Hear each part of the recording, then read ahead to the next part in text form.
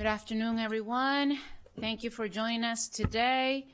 We have a couple of proclamations. The first one is National Travel and Tourism Week, presented by me. So if you're here for that proclamation, please come forward.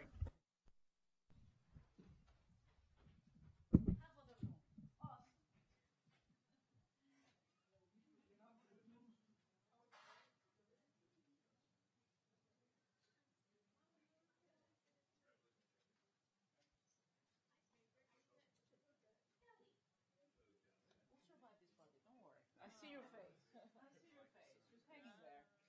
You're hanging there. Work with me. Work with me. It is really a big group.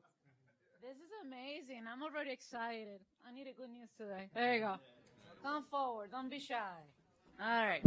So again, good afternoon. My name is Natalie Fanny Gonzalez, and it is such a pleasure to be here today with the people who make sure that Montgomery County is in the map, that people understand the beautiful things that we have in this county and the quality of life that we offer and the opportunities that we have.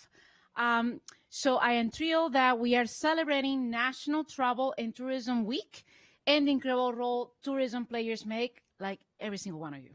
Tourism is more than travel. It is a source of culture, community, and connection.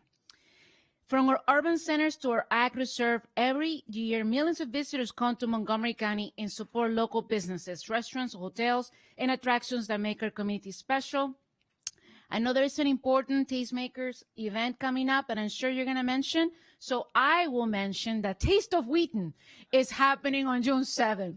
And we have Restaurant Week coming up. You can visit WheatonMaryland.org for more information. But there's always something exciting going on, and it does reflect the culture, but also the values that we have in our community to embrace who we are and loving our differences, because that's one of the reasons why Montgomery County is so awesome. So with that, I'm going to ask Ms. Kelly Ruff, the President and CEO of Visit Montgomery, to share a few words. Thank you, Council President Fanny Gonzalez. I'm joined by some great community partners behind me today. Some are board members, some are business owners, some are business managers.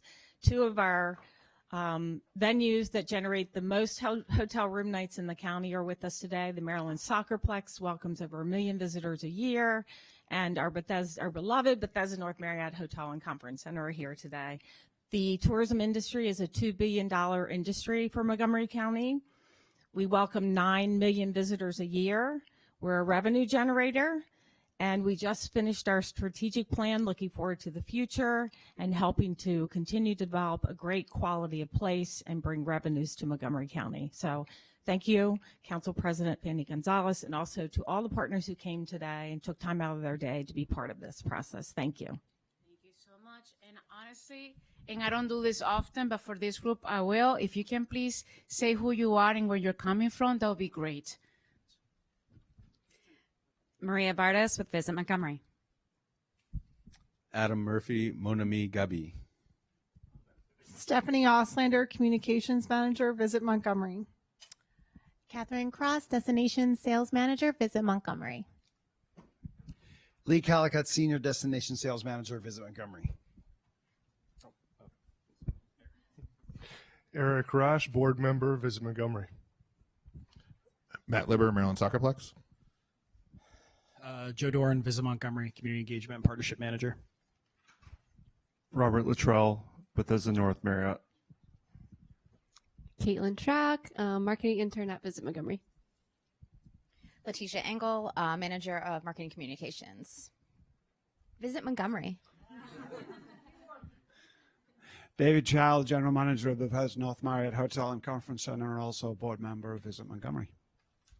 Cindy Rivard with Rockville Economic Development, and I'm a board member at Visit Montgomery. Natalia Bob, Montgomery College. Thank you. Cara Rico, the Bethesda North Marriott Hotel and Conference Center. Brad Lang, General Manager, Bethesda Marriott. Kimberly Walter, Maryland Soccerplex. Madden Milner, Maryland Soccerplex. Bring so much value that I thought it was important to say who you are.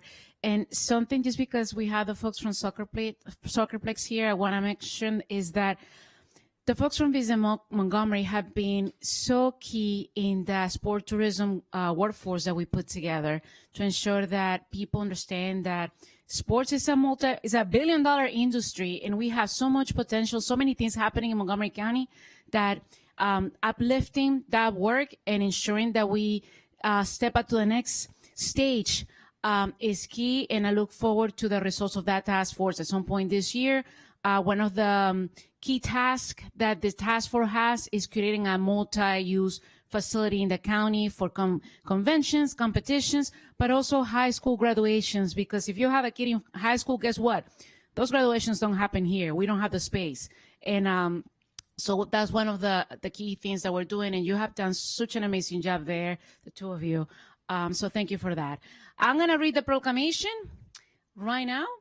And it says, the County Council of Montgomery County, Maryland proclamation. Whereas National Travel and Tourism Week, celebrated May 3rd to the 9th, 2026, recognizes the essential role of travel and tourism in strengthening communities and supporting local economies. And whereas this year's theme, Postmarked Essential, highlights the industrial vital contributions to our workforce in daily life. And whereas tourism in Montgomery County generates $2.2 billion in annual economic impact, welcomes 9 million visitors, and produces $23 million in hotel tax revenue and $640 million in food and beverage spending. And whereas Visit Montgomery plays a key role in this success through its leadership in destination marketing, community partnerships, and efforts to elevate the county's diverse attractions and visitor experiences. Now, therefore, be resolved that the County Council of Montgomery County, Maryland, hereby proclaims May 3rd to the 9th, 2026 as National Travel and Tourism Week in Montgomery County, and encourages recognition in the industry's essential contributions in the outstanding work of Visit Montgomery, presented on this 5th day of May in the year of 2026, signed by Council President Natalie Fanny Gonzalez. And I'm going to say this right now. You guys, I have protected your budget during Econ, and I'm going to continue doing so because you guys are vital for the economy of this county. And this is, for me, this is not just a proclamation. It's something that I want you to hear that from me, that I appreciate your work, and we're going to do everything we can to protect you in such a tough budget that we have this year. With that, I'm going to give you this. And let's take a photo.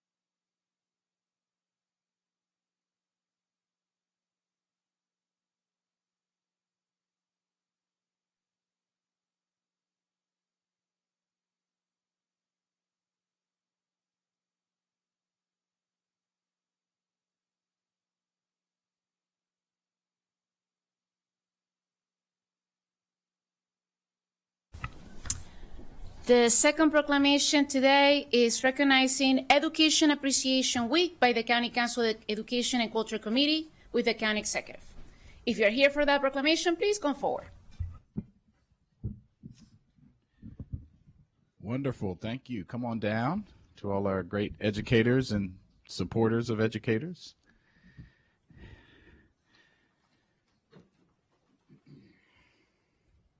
Good afternoon to everybody. I'm Councilmember Will Jawando, Chair of the Education and Culture Committee, joined by my colleagues on the committee, Councilmember Mink and Councilmember Evans. We also have a number of folks here. I think the county executive cannot attend, but I think Assistant Chief Administrative Officer Luisa Cardona is here or on her way. You are here. She is right behind me. We have the superintendent, Dr. Thomas Taylor. I know we have the president of the school board, Grace Rivera Oven. Did I in school board member Laura Stewart and Natalie Zimmerman. Anyone else from the school board? Okay, got all the school board members. We've got David Stein, head of MCEA, and several of his staff and members. Kyle Heat Wole. Where's Kyle? Okay, did I say that right? Heat Wall. Okay, there we go. Heat Wall. You'll hear from him shortly. Dr. Robinson. Is Dr. Robinson here? Okay, I don't see Dr. Robinson. Dr. Gillian.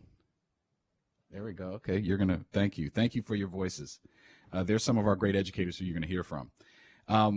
Some have heard me tell this story before, but when I was at 4th grade in Oakview Elementary, it was my third school that I had been to, and I was a new student. And I was very nervous, and I was a little chubby, and I was dealing with bullying and self-confidence, as a lot of kids that age are. And I met a teacher my first day, my math teacher, Mr. Williams. His name was Chuck Williams. And he came in, and he had a suit and tie and a leather satchel. He sat it on the desk.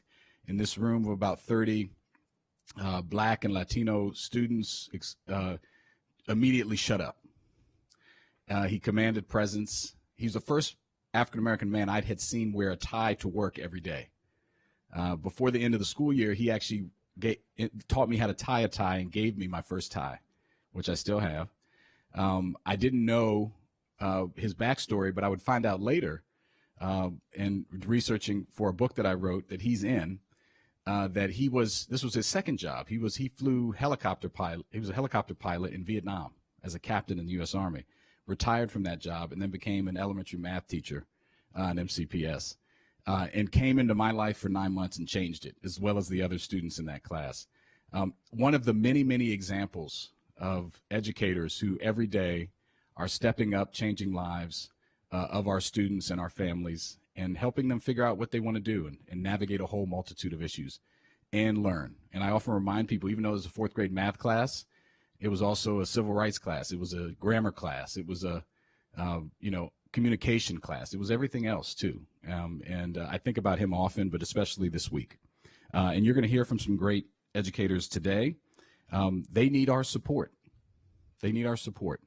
It has become more difficult to teach, more difficult to assist our students and families. And they need us to step up for them. And this week is important because you get to appreciate them. I think the best way we can appreciate them is by making sure they have the supports they need to support our students and families. So thank you for that one clap. I appreciate it. But I know everyone agrees. So we're going to hear from my colleagues on the committee, and then we will hear from a couple of our great educators. And we're joined by Board Member Julie Yang as well. So first I'll start with over my left shoulder, Councilmember Kristen Mink, and then Councilmember Evans.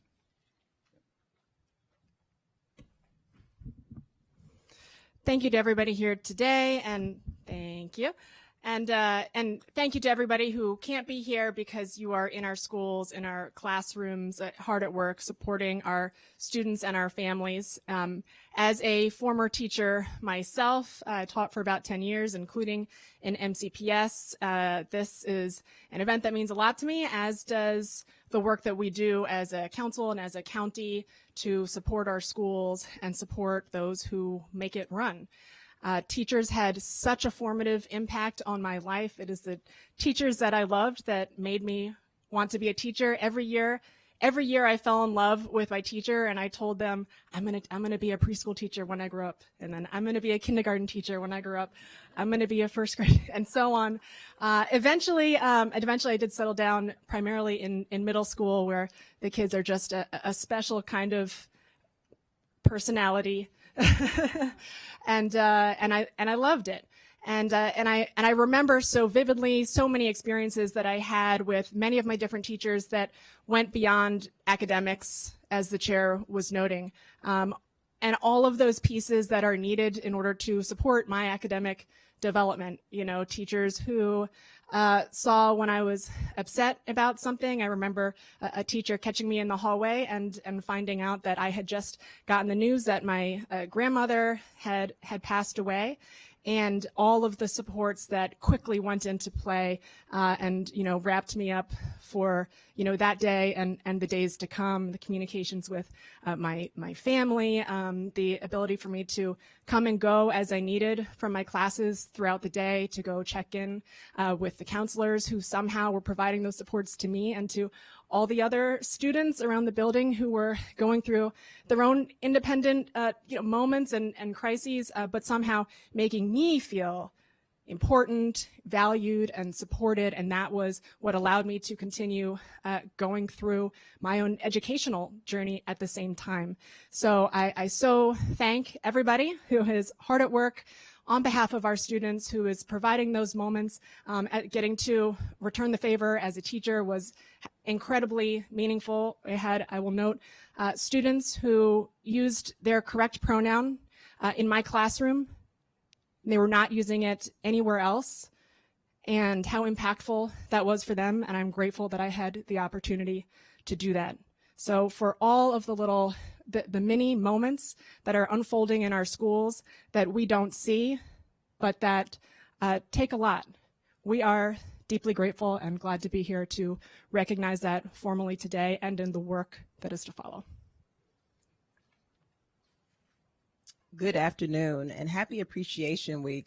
It gives me pride to be able to celebrate you all in this way, since my kids are no longer in MCPS.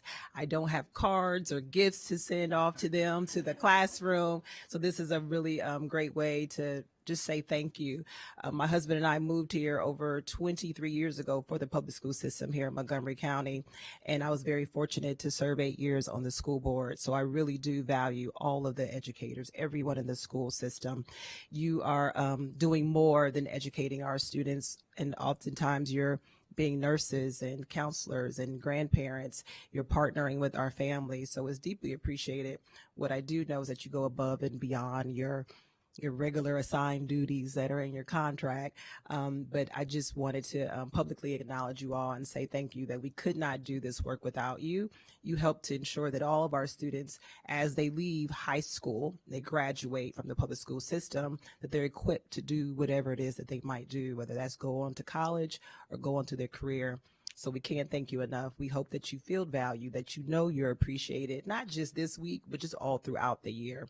So this is my way on behalf of the council to say thank you and to acknowledge you today and every day. All right, let's hear from some of these great educators and their representatives. First, we're going to hear from David Stein, who is the head of the union, represents all of our Montgomery County Educators Association. David Stein. Thank you, Chair Jawando and Council Member Mink and Evans. Thank you. On behalf of the 14,000 educators that I work with and I represent, we appreciate the words and we appreciate the proclamation, because those 14,000 educators who are right now, even as we speak, in the classrooms, in their buildings, work sites, in students' homes, they are miracle workers. They are performing miracles every day. They are meeting students with all sorts of challenges. They are nurturing them. They are loving them. They are inspiring them. They are educating them, even in the conditions that we face, with underfunded schools, with buildings that are really falling apart in many cases. They're doing the work. And in our nation's environment, in which teachers are under attack, in which unions are under attack. And so teachers' unions are really under attack. And it's in that environment that our teachers and our educators every single day are performing miracles. And so we really do appreciate the words that you're saying. But I have to say that for a lot of my members, for most of my members, these words they see these words as hollow. When you are at the same time giving sincere words of appreciation, when at the same time you're considering budget scenarios that may devastate our schools. They ring hollow, our members. When at one hand you're decrying Donald Trump for firing public educators, for firing public employees, but at the same time you're considering budget scenarios that will force the school board into a situation where we have to fire public employees. It rings hollow. When on the one hand, you're decrying Donald Trump attacking public employee unions, when at the same time, you're having budget scenarios that are going to force the school board to look at our collective bargaining agreements. And so that's why, yes, we appreciate the words, but the words are not enough. And we need this council members. We need this council to stand up to those words, to do what's right for our students, for our educators, for the schools. Find a budget solution that supports the crown jewel of Montgomery County, which is MCPS. So thank you very much for the words, Chair.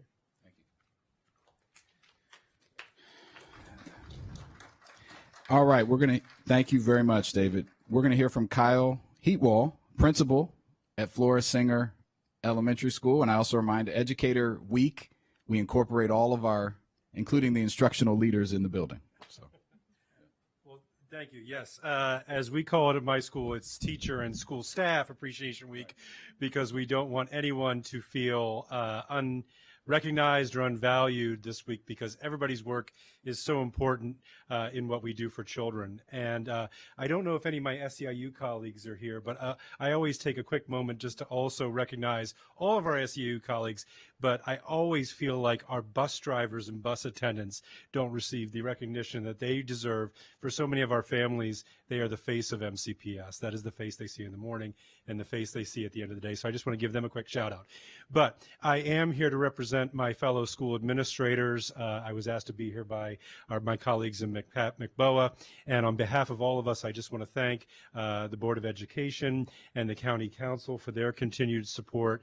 I will admit that was a little bit of a tough act to follow. So I guess I'll just say I am completing my 18th year as an MCPS principal, first a principal of Rockview Elementary School, and the past 14 years as principal of Flora Singer Elementary School in Silver Spring.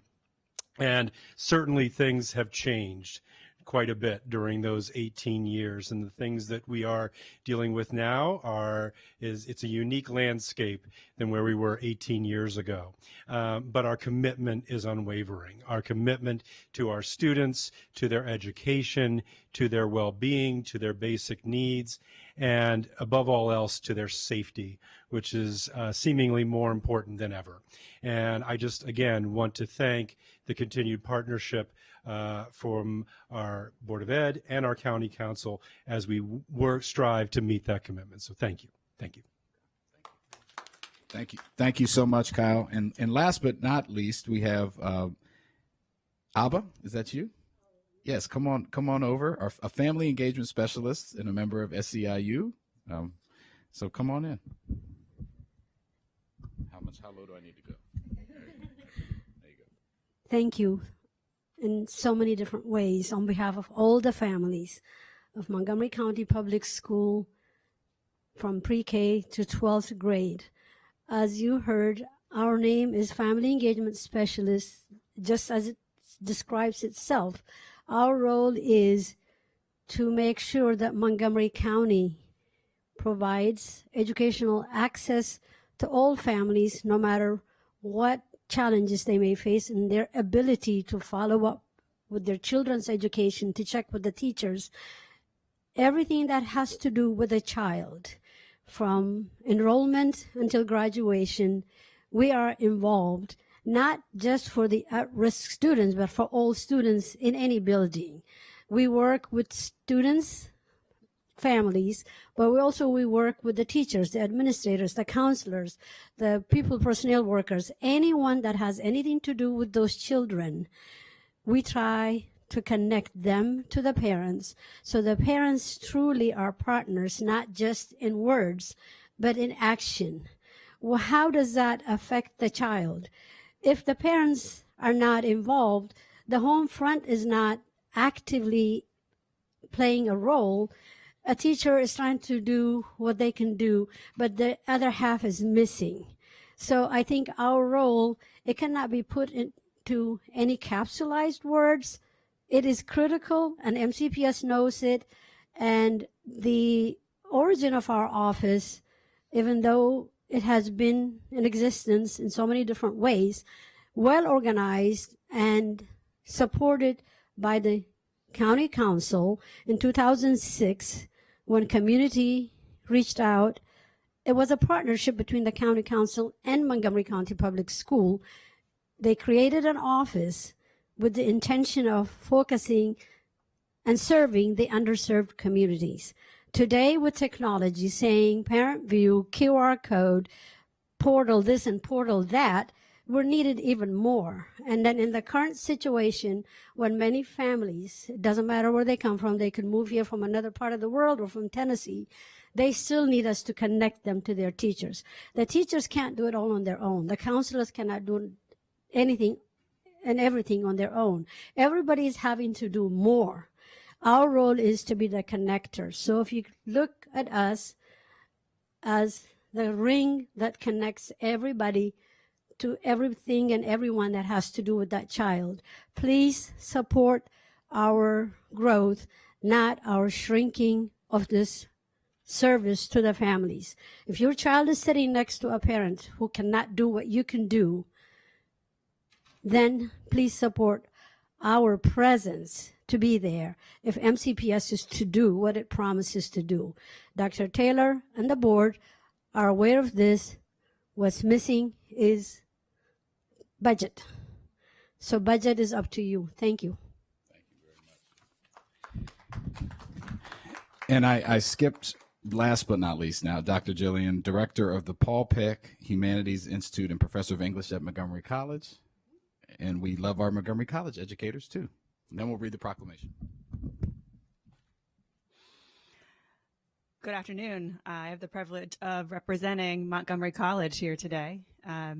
I came directly from the classroom to be here with you all, and this is such an honor to be able to speak about how important it is for our educators to be recognized. I would say that the educators that I have come in contact with at Montgomery College over the past 14 years of service, we are mission focused. We believe in the mission of Montgomery College as an open access identity, and that open access yields incredible results in our students, and that they have transformational outcomes as a result of the experiences, the opportunities that they get at MC.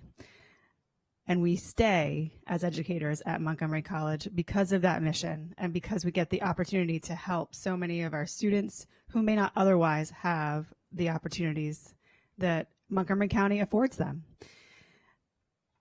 It's important to continue to support our students.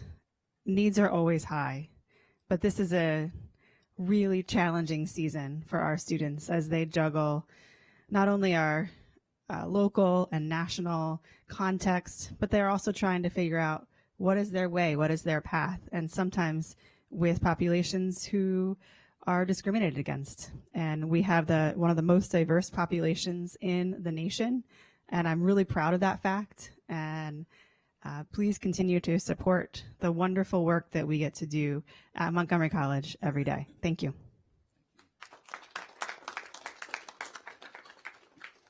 All right, my colleagues, join me. We're going to read the proclamation and take a picture.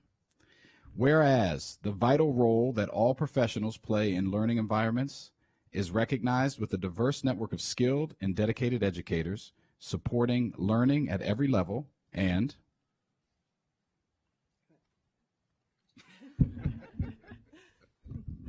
whereas school administrators are recognized as the leaders within a school whose charge is to uplift staff and students and to build a strong infrastructure for learning, and whose expertise can transform schools into safe and thriving communities. And whereas teachers are also celebrated concurrently with Teacher Appreciation Week, honoring the skilled facilitators of discovery and development at all levels who foster learning across all academic fields, support the social, emotional, and physical well-being of students, and strengthen the overall school community. And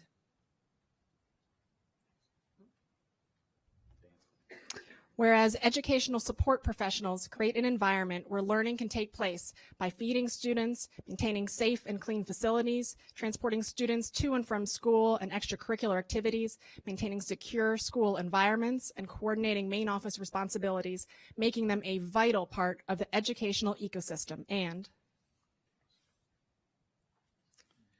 whereas all other contributors to the educational environment, including school nurses, counselors, psychologists, substitute teachers, central staff members, volunteers, administrators, and many others, play critical roles in fostering the overall well-being and success of students. Now, therefore, be it resolved that the county executive, the Education and Culture Committee, and the entire Council of Montgomery County hereby proclaim the week of May 4th as Education Appreciation Week and celebrate these dedicated professionals, thank them for their service, and encourage all residents to acknowledge and appreciate educators and support staff for their dedication and commitment to education. Presented on this day, the 5th of May, the year 2026, signed by the County Executive, Mark Elrich, and the Council President on behalf of the entire Council. Happy Education Appreciation Week.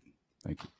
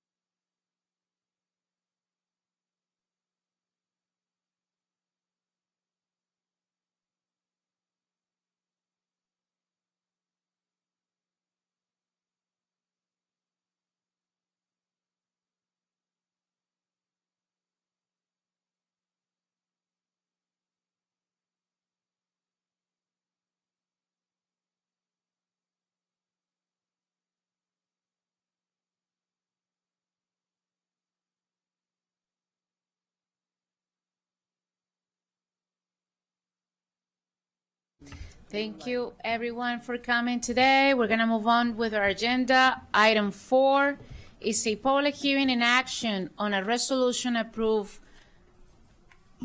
Let's misread. Supplemental appropriation 26-43 to the FY26 operating budget, Montgomery County Government, Department of Transportation, Streets and Roads, Roadside Trees Protection for $100,050. Source of funds, Street Tree Planting Fund. Council action is scheduled immediately following this hearing. There are not speakers for this hearing. This public hearing is now closed. And now the council will consider action on this item. Is there a motion to approve supplemental appropriation 26-43? Moved by Council President Balcon. Can I get a second? No. Second by Council Member Glass. All those in favor, please raise your hand. And it passed unanimously. We will return to our work sessions on the FY27 operating budget and FY27-32 capital improvements program. We are now on letter L, Office of Procurement. If anyone that came to the item, please move forward. Let's see Dr. Shetty here. And I'm going to turn it to the chair of the GO committee, Chair Stewart. Great. Thank you very much. Thank you to Director Shetty and his whole team. The GO committee reviewed the FY27 budget requests for the procurement office. It's pretty much a same service budget. There is one item that was placed on the reconciliation list. It is an e-procurement item in the amount of $816,170. This was an item that was requested last year, and the GO committee reviewed it. We asked that the director share more information for the full council on what the e-procurement system would do and how the department currently handles things, because they don't have this system. And colleagues, you can see that at Circle 11. Again, this is also one-time money to set up this system. And I do want to also acknowledge that this office received an OBIT score of 11, which is the highest score a department can receive. And so I just want to thank them for all their work on those issues. And that is it. Thank you so much. I'm going to ask council staff if there is anything else. Nothing from me. It's the same idea that you've heard this morning, using technology to improve the efficiency and the impact of the operations of the department. So it's a tough decision you have to make. Thank you so much. I don't see anybody else wanting to speak. With that, we have a recommendation from the Government Operations and Fiscal Policy Committee. Those in favor, please raise your hand. Okay, I see it. It passed unanimously. We're going to move on to item M. Thank you for coming. It's been a long day, so. Conference and Visitors Bureau non-departmental account. Those coming for that item, please come forward. Conference, I see council staff coming in. This is an item that the Econ Committee reviewed. And I see Mr. Balal ready to go. And I'm just buying time as my computer froze. Oh, man. Ms. Kelly Grove, I know you're here. You can come forward. Yes. There you are. From Visit Montgomery, we just recognize their amazing work. Thank you for being here. So the Economic Development Committee agreed with the county executive recommendation, but did not vote on the 2.5, and that's with everybody, the inflationary adjustment. The council staff highlighted a potential reduction for consideration that will have resulted in savings. But we did not want to support that as a committee, but I felt like I had to say that here because we are focused on reductions. It's on the first page of the report. It's for almost $1 million. And I'm going to turn it to Ms. Kelly Grove, if you can speak about your work, and because that will reflect why the committee felt that way. And I have said, as I have said during the proclamation, I think the work that you guys do is critical to ensure that it's not just about bringing visitors, but it's about economic development and ensuring that more people see Montgomery County as a place not just to live, but also to work and to come and spend their money at our beautiful restaurants and so on. So I'm going to turn it to you so you can explain your budget. Thank you, Council President Fanny Gonzalez, and thank you, council members, for giving me a few minutes. You have in the packet our work, our annual report, our work year to date. Our mission is to market Montgomery County as a place for group tours, leisure travelers, sports events, and meetings and conventions. And so our mission is driven through two divisions, sales and marketing, and we are on the road and selling the county as a destination. It's not just about hotel taxes that we generate. It is also about monies that are spent in the local economy aside from just hotel taxes. And so the additional help has been helping us push through some really tough times. The federal challenges that came in early 2025 were unexpected for us. And we saw a decline in room nights, decline in federal government business, in transient, and also group business. And so it's been a little bit of a struggle through that in trying to shift our marketing to make sure that we're going after something other than federal government to backfill where our losses are. You have a great team representing you. We all work very hard. We're a small team. We're a team of 7, representing the entire county and all the needs. of Silver Spring, Bethesda, Rockville, Gaithersburg, and Germantown. So we're pulled in a lot of different directions and feel like we do our best with the funding we have to represent everybody well. Thank you for that. I'm going to turn it to council staff if there's anything else that you would like to add. If not, I see Councilmember Wiljo Wando. Thought I had time for a tic tac, but I don't. So I'm gonna wait. Ms. Groff, good to see you. My former co-office mate when I was a contractor at Worksource Montgomery, and I know firsthand. I've seen your team grow, and I've seen the work that you've done over the years, and you are a revenue generator. I just want to understand there's obviously a legislative requirement that we fund you at least 7%. The gap that was described by the council president, it would be the money to bring you down to the 7%. Could you just, that's a big number as we sit up here, right? You know, so it's tempting to ask, and I wasn't at the econ committee.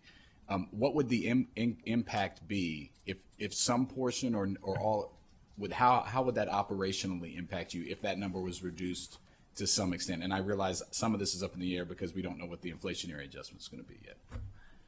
So I first wanted to note that some of the funding that you're seeing as the gap are inflationary increases we've received.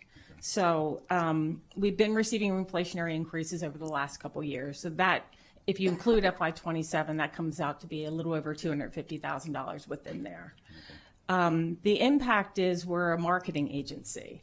So it's a small budget. The budget is 2.3 that's being proposed. We raise another probably 300,000 through trying to bring in private sector cooperatives and also a grant through the state. So it's a big impact. It would cut marketing in half. It would cut sales in half. It would cut our mission in half, but it would also cut staffing.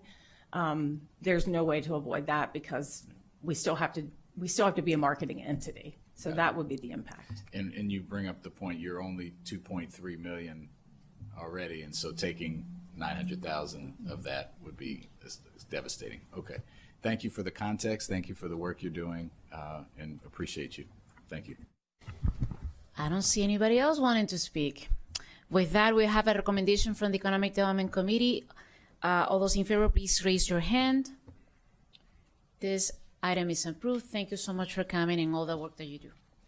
We're going to move on to the Department of Recreation. I'm going to ask the Director Albornoz to come forward, as well as staff, and I'm going to turn it to Chair Friedson. Thank you to my committee member and council president. The PHP committee reviewed the county executive's FY27 recommended budget for the Department of Recreation. The county executive recommended an increase of $2.9 million or 4.27 from the FY26 approved operating budget. The budget funds administration, aquatics, countywide programs, recreation, community and neighborhood centers, senior adult programs, and youth development. The executive recommendation includes $127,403 in programmatic and staffing additions, enhancements, or other increases that need to be placed on the reconciliation list per the council president's approach. That included $104,098 for a program manager for administration of recreation contracts. More details on that is listed in the packet. Additionally, a $23,305 wrap-back systems background and fingerprinting verification. The council has talked extensively about the issues between MCPS and the Department of Recreation and some of the challenges with background checks, and this would help to address that backlog. In addition, the budget includes a $2.78498 million increase for compensation adjustments and other cost increases that are not required to be on the rec list. The committee also received a request for the funding of an additional Excel Beyond the Bell program from Councilmembers Lukey and Evans for $429,253, expanding the EBB program to Stedwick Elementary School. The committee put this funding on the rec list for consideration. The committee also requested that the department provide other EBB expansion scenarios, including potentially fewer days a week or some other programmatic suggestions for our consideration. And so we can turn to them to share that information. If there's a way to tranche this, if you can't do the full, that was the request of the committee. And then I'll just note that the OBET score was excellent with a score of 11, noting proactive and strategic commitment to advancing racial equity and social justice, which we very much appreciate.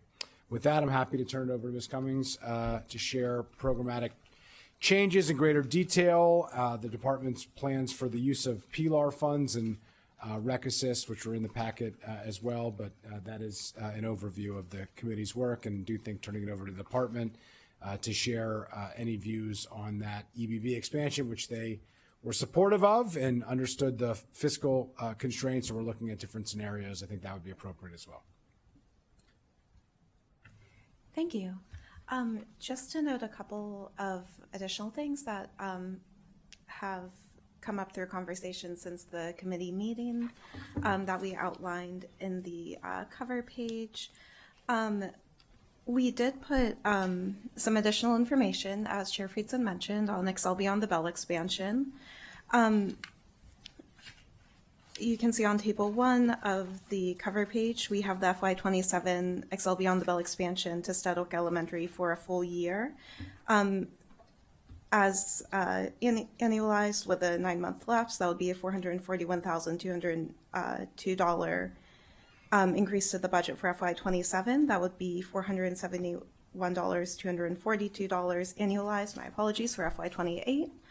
And as mentioned, there are some other EBB expansion options that the department highlighted. That's on table 2 of the cover page of the staff report. And I would just note that, and the department will certainly elaborate, but in their review, looking at options that were less days wasn't as much of a viable option, just due to the nature of it being an after-school program. That can be hard for families to attend if it's less than 5 days a week. So some of the options you see outlined, you can see there's a limited program where there would be 1 academic teacher and recreation enrichment. That would be 30 weeks.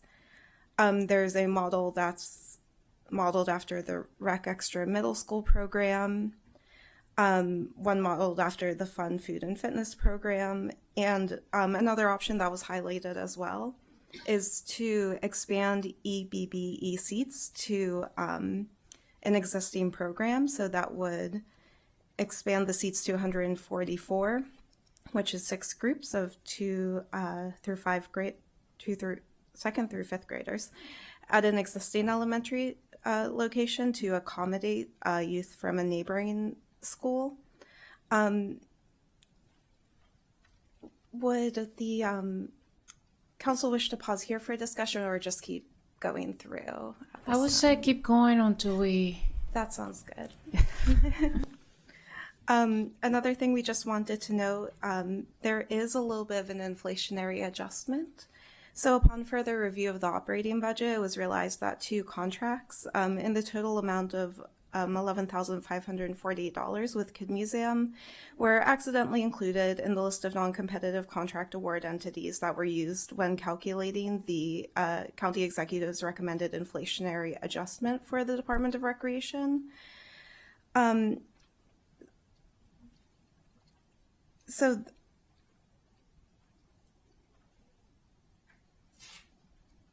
I apologize. So just due to this realization, council staff recommends reducing the inflationary adjustment accordingly in the department's budget, which would bring the 2.5 inflationary adjustment to nonprofit service provider contracts down to $73,240. This would just be reflected in the overall budget. There's a little bit of information following up as well on some of the travel expenses that were discussed in committee during the base budget overview. And I will pause there for operating budget. Thank you. You really can go through the whole thing right now, unless I don't see anybody with questions. So, okay, if you can continue as we had done with the other items. Sure, sounds good. Moving on, there were 2 CIP budget amendments in the CE's April FY 27 through 32 memo. These changes include an adjustment to the Recreation Facilities Assessment Replacement Project. And there was some state funding that came in, and this will replace program GO bonds in the amount of $764,000. And this will support kitchen replacement, bleacher replacement, and some asset replacement at Long Branch. And this in total would amount to $914,000. And the second CIP item mentioned is the Kennedy Shriver Silver Spring Recreation and Aquatic Center. The executives recommends reallocating the $764,000 in GO bonds, that additional capacity that's opened up by the state grants, and that would be used to address some unexpected conditions to the pool floor in the Kennedy Shriver Aquatic Center building envelope improvement project. Thank you. Thank you so much. We have a committee recommendation. I went through this item line by line in committee, so I don't have any questions, but I see Councilmember Wojo-Wando. There you go. Thank you. Just a comment and one question. Obviously, we've been scrutinizing, and good to see you, Director Albanaz and team. We've been scrutinizing the new items, and I just want to lift up the one that we did agree to add to the reconciliation list, realizing, again, it might not make it, but I just wanted to allow you the opportunity to comment on it. It's the Program Manager for Administration of Contracts, and just how that current review of contracts is working and what it would mean if you got it, but if you didn't get it as well, how you would manage, because both scenarios are possible here. So I just wanted to allow you to do that, Director Albanaz. Thank you, Councilmember Joando. Thank you, Council President, all the members of the committee, and all of my esteemed former colleagues. I know you all are going through a lot these days, but I certainly appreciate your work and your efforts. And the one addition is the FTE, which is for the program manager position, which would be a contract monitor. We were recently audited last year. The department is responsible for the oversight of more than 600 contracts, and we have one full-time manager and an aide that are responsible for overseeing those 600 contracts. Those contracts range in scope from everything from our yoga instructors to the largest contracts, which are the NDAs that we have to monitor, such as the Arts and Humanities Council. And there was an issue that we are working to reconcile right now with our colleagues in the Arts and Humanities Council, but that is what triggered the audit. And there was a very stern recommendation that we add more personnel and staff capacity to help make sure we capture more things moving forward. We are struggling to keep pace and to be able to review all of the contracts with fidelity, and that doesn't even include our ability to track some of the out-of-school time outcomes, for example, of some of our contractors. So we feel that this is actually a modest, because there was a recommendation for multiple positions, not just one. And if we don't secure this position, we continue to run the risk of having things fall through the cracks. And as we learned last year, significant things fall through the cracks. So we have an amazing team that's trying to hold things together, but that's why we're requesting this position now. Thank you. I appreciate that clarity. And I also just want to lift up, I had asked during committee about the travel budget, and I got your response that the reason it was a little higher was because that was used to transport kids to after school and out of time programming. Is that, do you want to elaborate on that? Yes, so that covers our fleet. We received a credit in FY26 from Fleet Management Services that we no longer have moving forward. These are funds that we need in order to be able to maintain our fleet of vehicles that do transport kids to and from after school programs. It also includes our box trucks. It also includes our stages that we use for special events. And so that funding is critical for us to be able to maintain our operation. So not for staff travel, which you said, I think that's was less correct. than I wish it was for staff travel, but it is not for staff travel. Just wanted to lift that up. Thank you, Madam President. Thank you for those questions and the follow-up from the committee conversation. Next is Council Vice President Balcom. Thank you. Thank you for all you do. It's nice to see you. Just wanted to touch base on the travel. We had the same issue that came up in T&E in the Department of Transportation. And in the Department of Transportation's travel budget was significant because it's the motor pool, right? And so we did ask if it's a finance issue. It's the code that they used, and we've asked if that can be changed.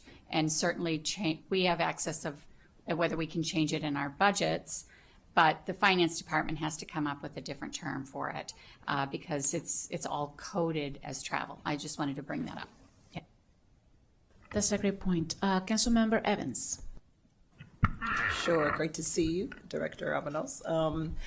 So on the committee was gracious enough to add the Excel Beyond the Bell to the rec list. Councilmember Lukey and I had a listening session in Montgomery Village, Gaithersburg area, and Councilmember Lukey was not able to attend, but she had staff there, and that was her district. She's very much aware of what's happening in the district. And, you know, what we've been hearing and seeing is that our students need somewhere to go. And we had our council member for a day that was here, the student council member for a day who was here talking about the need for additional space. And so what we heard from some of the students at the listening session is that the middle schoolers and high schoolers are not able to participate in after school activities because they have to help out with their siblings at the elementary school level. So at the time, being a little bit more seasoned on the council, I am seeing the tight budget constraints that we're under. I saw where on the schedule, the table, that the costs would be reoccurring, right? And so thank you for sending over a variety of options for my colleagues to look at. I wanted to just talk a little bit about, so I'm looking at the Rec Extra Elementary and then the expansion of existing programs, but also in my reading, I'm not trying to put an additional load on the school system because that's a separate budget that we will be getting to in just a moment. But I also didn't want to catch the administrators flat-footed because I just explained the existing program in the Rec Extra Elementary so I can understand it a little bit better and just to kind of see what our options are. Absolutely. So, and thank you again, Councilmember Evans and Councilmember Lukey, for that request. Thank you for the committee for considering it. So, Excel Beyond the Bell is without a doubt our most robust full-service out-of-school time program that we offer because it meets 4 or 5 days per week. It has multiple contractors that come in. We offer academic support. It's your full array and menu of out-of-school time programs. Acknowledging the difficult fiscal situation that we are in, we were asked to come up with different options, and so you'll see those before you. But our staff is constantly innovating, and so we came up with the concept of something called Rec Extra Elementary. Rec Extra is currently, as you stated, in all of our middle schools.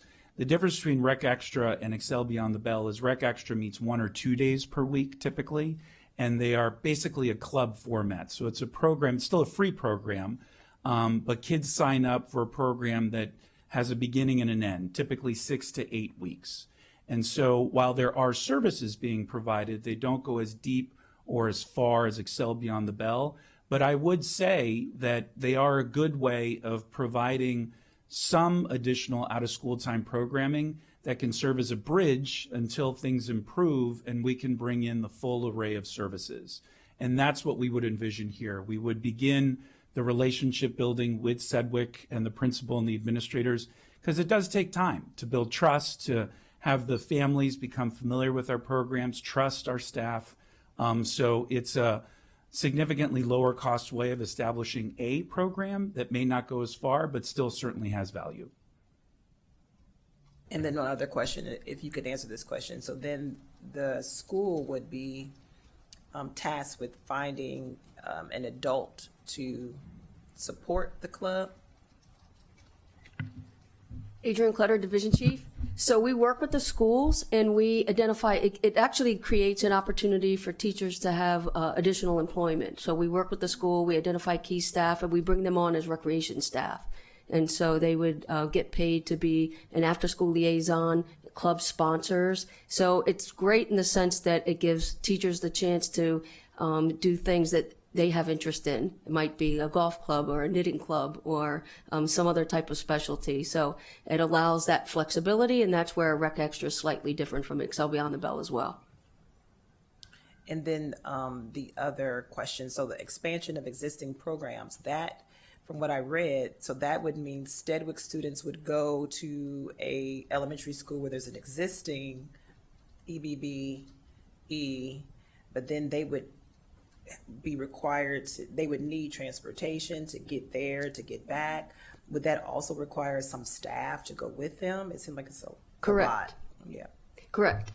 So one option that we decided to explore was looking at nearby Whetstone Elementary School, which is about 1 mile from Steadwick, and adding additional capacity to that school. It would require staff. We'd need staff to gather the students at Steadwick, and we would hire additional support staff, most likely TeamWorks, that could even potentially ride the bus over. And we would work with MCPS. It would require us to add transportation to make sure that we have that capacity to get them to Whetstone. But we would want to reach out and collaborate with both principals to make sure that school administration is okay with this model. But it is a strong model to consider given the circumstances. Sure. And so, correct me if I'm wrong, the transportation cost and the stipend for the staffing would come out of the MCPS budget. No, no, it would come out of ours. It would come out. Yeah. Okay. Yeah, it's the of the options that we listed, it's the least expensive. So that would be for we believe we'd be able to serve an additional 24 students. The total cost year round would be approximately $86,000. However, we did not include additional transportation costs in this model. Now, it is something to consider with MCPS. They have at times been able to absorb the cost, but we're not certain that they would do that. Some years we've added where we get transportation money in our budget, we contract with MCPS Transportation and we pay the additional transportation cost. We did not include that here in this model, but we can estimate that it would probably be around $10,000 if a individual bus was added. If a stop was added, it would be much less. Okay. All right. The costs are adding on. So those were my questions. I didn't know. Yeah. You're going to yield to, yeah, go ahead. You're going to yield to Thank you. Councilmember Dawn Lukey. Thank you. And again, thank you to Councilmember Evans for partnering with me on this. And so just to explain, Steadwick Elementary is the only school in that cluster that doesn't have an Excel Beyond the Bell program. And I certainly appreciate the chart in the packet and the different options that are there. And of course, my heart, my preference, and what the community is advocating for is the full program. I also understand the budget constraints we're in, but when I'm looking at costs or value, because those are two different things, the total cost, but also the value of what you are going to get.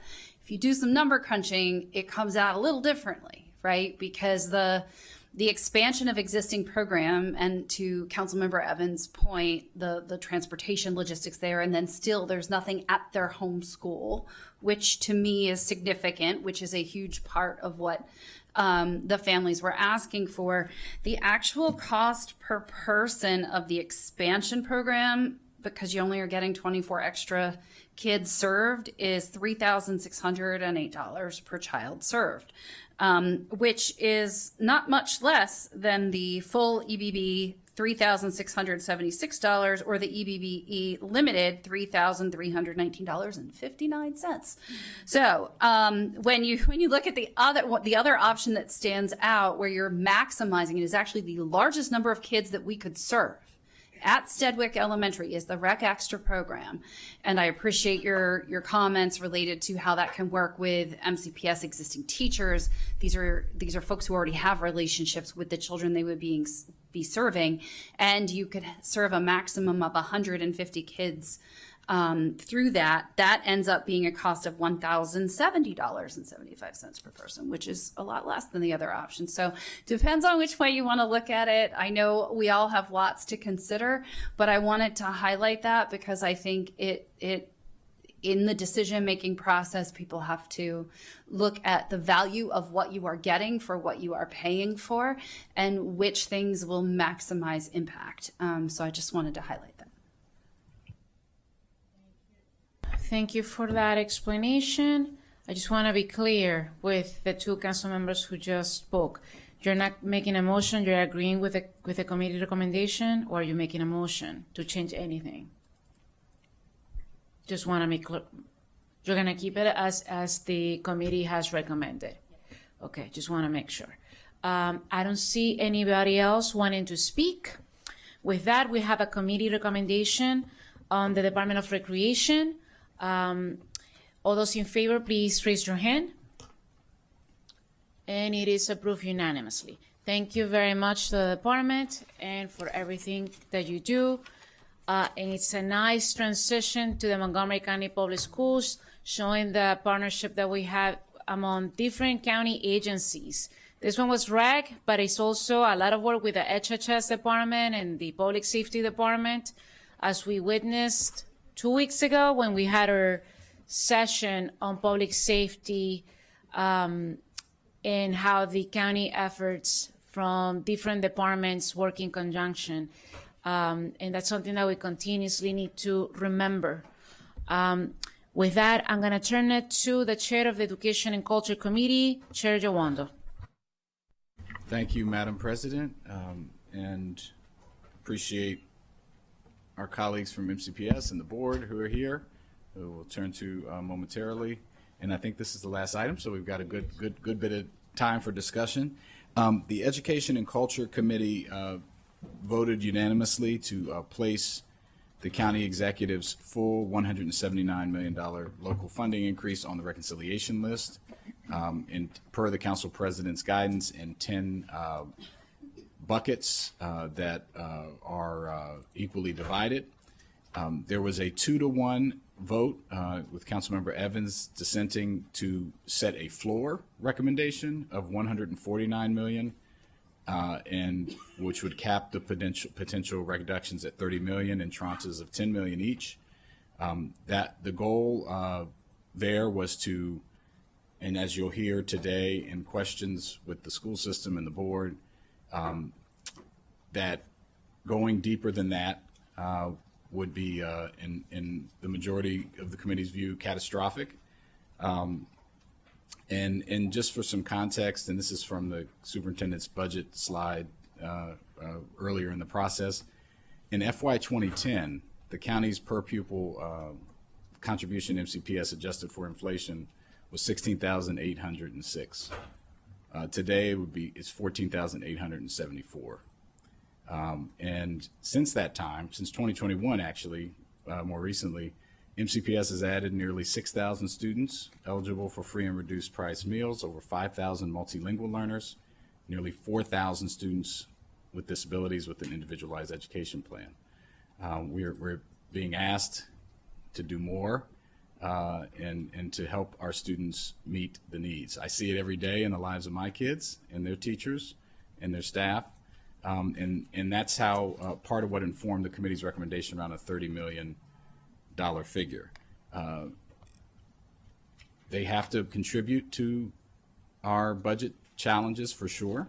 But I think what I'm hoping can happen today in conversation and colleagues is to understand what these different levels could potentially mean.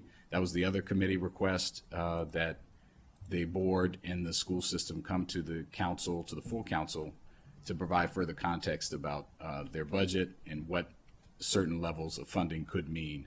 And with that, I'll hold any other further comments to the discussion, and just if there's any opening statement from I figured there might be, from the board president, with your permission. I'll turn it back to you for that part. Thank you so much for the committee report. And before we turn it to council staff, we're going to ask, first of all, the president of the school board, Grace Rivera Oven, and then Dr. Taylor, if you want to share some remarks. Good afternoon, Council President Fanny Gonzalez, Council Vice President Balcom, and members of the County Council. Thank you so much for the opportunity to be here today as you deliberate the critically important decision of funding Montgomery County Public Schools for our FY 2027 operating budget. The Board of Education's visions outlined in our strategic plan is for all MCPS students to be future ready. And we mean all. This is grounded in our commitment to academic excellence, preparing future-ready graduates, fostering positive, safe, and effective learning environments, and recruiting and retaining a high-quality, diverse workforce. However, achieving that vision depends on real, sustained investment in our classrooms, our staff, and our students. Our proposed fiscal year 2027 operating budget reflects this vision, and on behalf of my Board of Education colleagues, I assure you, this budget request is not filled with a wish list of items that are nice to have. It represents the minimum level of investment that it is needed to restore MCPS legacy of excellence, improve student achievement, and maintain fiscal responsibility. By far, the largest single investment request in our budget is to honor our negotiated agreements with our employees. It is imperative that the Council provide sufficient funding to both allow MCPS to honor its negotiated agreements and to fulfill other fiscal commitments such as employee benefits. MCPS remains central to the economic strength and social vibrancy of our county. We will fulfill our mission to academic excellence and to ensuring equitable opportunities for every family and student in Montgomery County.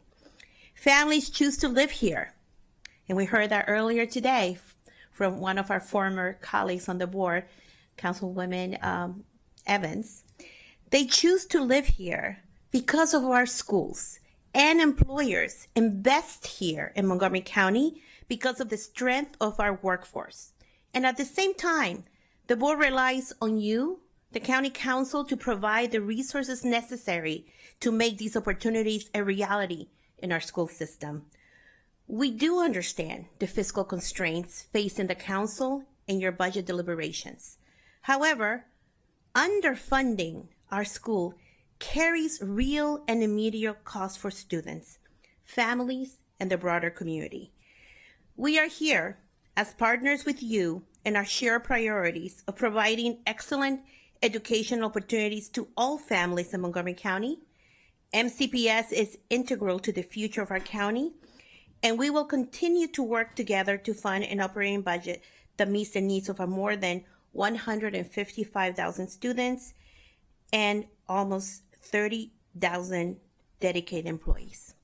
We ask for your support. Thank you. Thank you for that, and thank you for being here. Dr. Taylor. Thank you, Madam President, Madam Vice President, members of the Council. We are thrilled to be here with you today, and thank you for this opportunity to illuminate some issues in our budget. And we want to thank you for your investments that you've made in the past for the children and for the future of Montgomery County. I also want to take a moment to thank the Education and Culture Committee for your deep dive into our budget and your thorough analysis of our operating budget and acknowledging some of the challenges that we're struggling with. It is indeed a much different landscape today than it was even just a few years ago to be a teacher and an educator and a staff member in MCPS. Our fiscal 2027 operating budget continues the work that we began last year. It has no surprises. It remains focused on our fundamentals of teaching and learning and sends a clear message of our strong commitment to students and staff, significantly tempered by reductions to the base budget for the second year in a row. A true first for MCPS, now 2 years in a row. Our total request is an increase of $179 million, which sounds like a lot of money because it is, in local funding. This amount is less than the full amount of the $189 million needed to fund our negotiated employee agreements and keep improving our employee benefit fund. It is also $100 million less than the requested increase amount from the previous year. It reflects an iterative approach to solving our instructional and financial long-standing issues. Many long-standing issues that have gone unaddressed. We are excited to see that the council supported the county government employee contracts yesterday, and we hope that this is an indication of an approach that you will take when evaluating MCPS. And we're thrilled to hear a council member talk about return on investment and value, because we are the best game in town for your value in terms of dollars. It is imperative that you provide sufficient funds to allow us to both honor our commitments to our employees and to also maintain operational continuity. Knowing the economic landscape, we have already taken reductions to our budget and constrained our requests significantly beyond what we should be asking for. For example, the budget that the Board of Education adopted includes significant changes to our central services and a $70 million lapse assumption, which, to be completely candid with you, is dangerously too high given the position reductions and low vacancy rate that we're experiencing. Further reductions beyond this sizable lapse could create the conditions for deficit.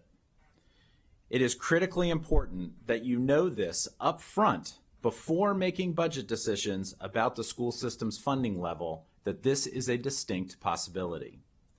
In addition, we are using the decreased enrollment to allow us to appropriately and proportionately and equitably staff our schools without adding to the budget. Please recognize the minor miracle for what this really is: fiscal prudence in light of challenging circumstances. The approach we put forward will not only reduce fewer positions, but not add positions to the budget either. School staffing is still a net negative in this budget, making the probability of our staff reassignments and placements due to collapsed positions near impossible if done en masse. We acknowledge the fiscal challenges that we are all facing and that you have to weigh in this very difficult budget season. And we also acknowledge that MCPS is the largest single agency with the largest single budget, making us an easy target for the uninformed. But please also remember that when adjusting for inflation, as noted by the committee chair for Education and Culture, that we used to spend more per student 15 years ago than we do today. And things have changed, and not for the better. And MCPS, as a percent of the county's operating budget, was greater than half of the county's operating budget 15 years ago, which is the national norm in just about every community in the country, and now is less than half and shrinking as a proportion of the county's operating budget, which is far from the norm in the rest of the country. Please remember, as you make your decisions, we implore you that we are directly responsible for over 150,000 children and nearly 30,000 employees, 70% of whom work, live, and also pay taxes in Montgomery County. While our ask is much lower than it was last year, it's still big, because what we need to address in the school system is also big, and the needs of our community are big. Your school system is often the front line in addressing many issues that council talks about on this dais. Without presumptively speaking for the Board of Education, because I don't want to do that, we have a process here. Changes to our budget will impact services. This is very important and should be an eyes wide open moment for the council. I want to be very clear that reductions to the school system's budget will translate into lost people and services based on some of the scenarios that you are considering. It will be difficult for us to continue to provide the things that we have provided in the past. Depending on the size of the reduction, everything from social support, mental health services, athletics, instructional support, as well as many other aspects of the school system will be impacted. There is certainly no shortage of challenges that you're facing. We are all up for that challenge, and we ask the council to meet us with the resources that we need to prevail.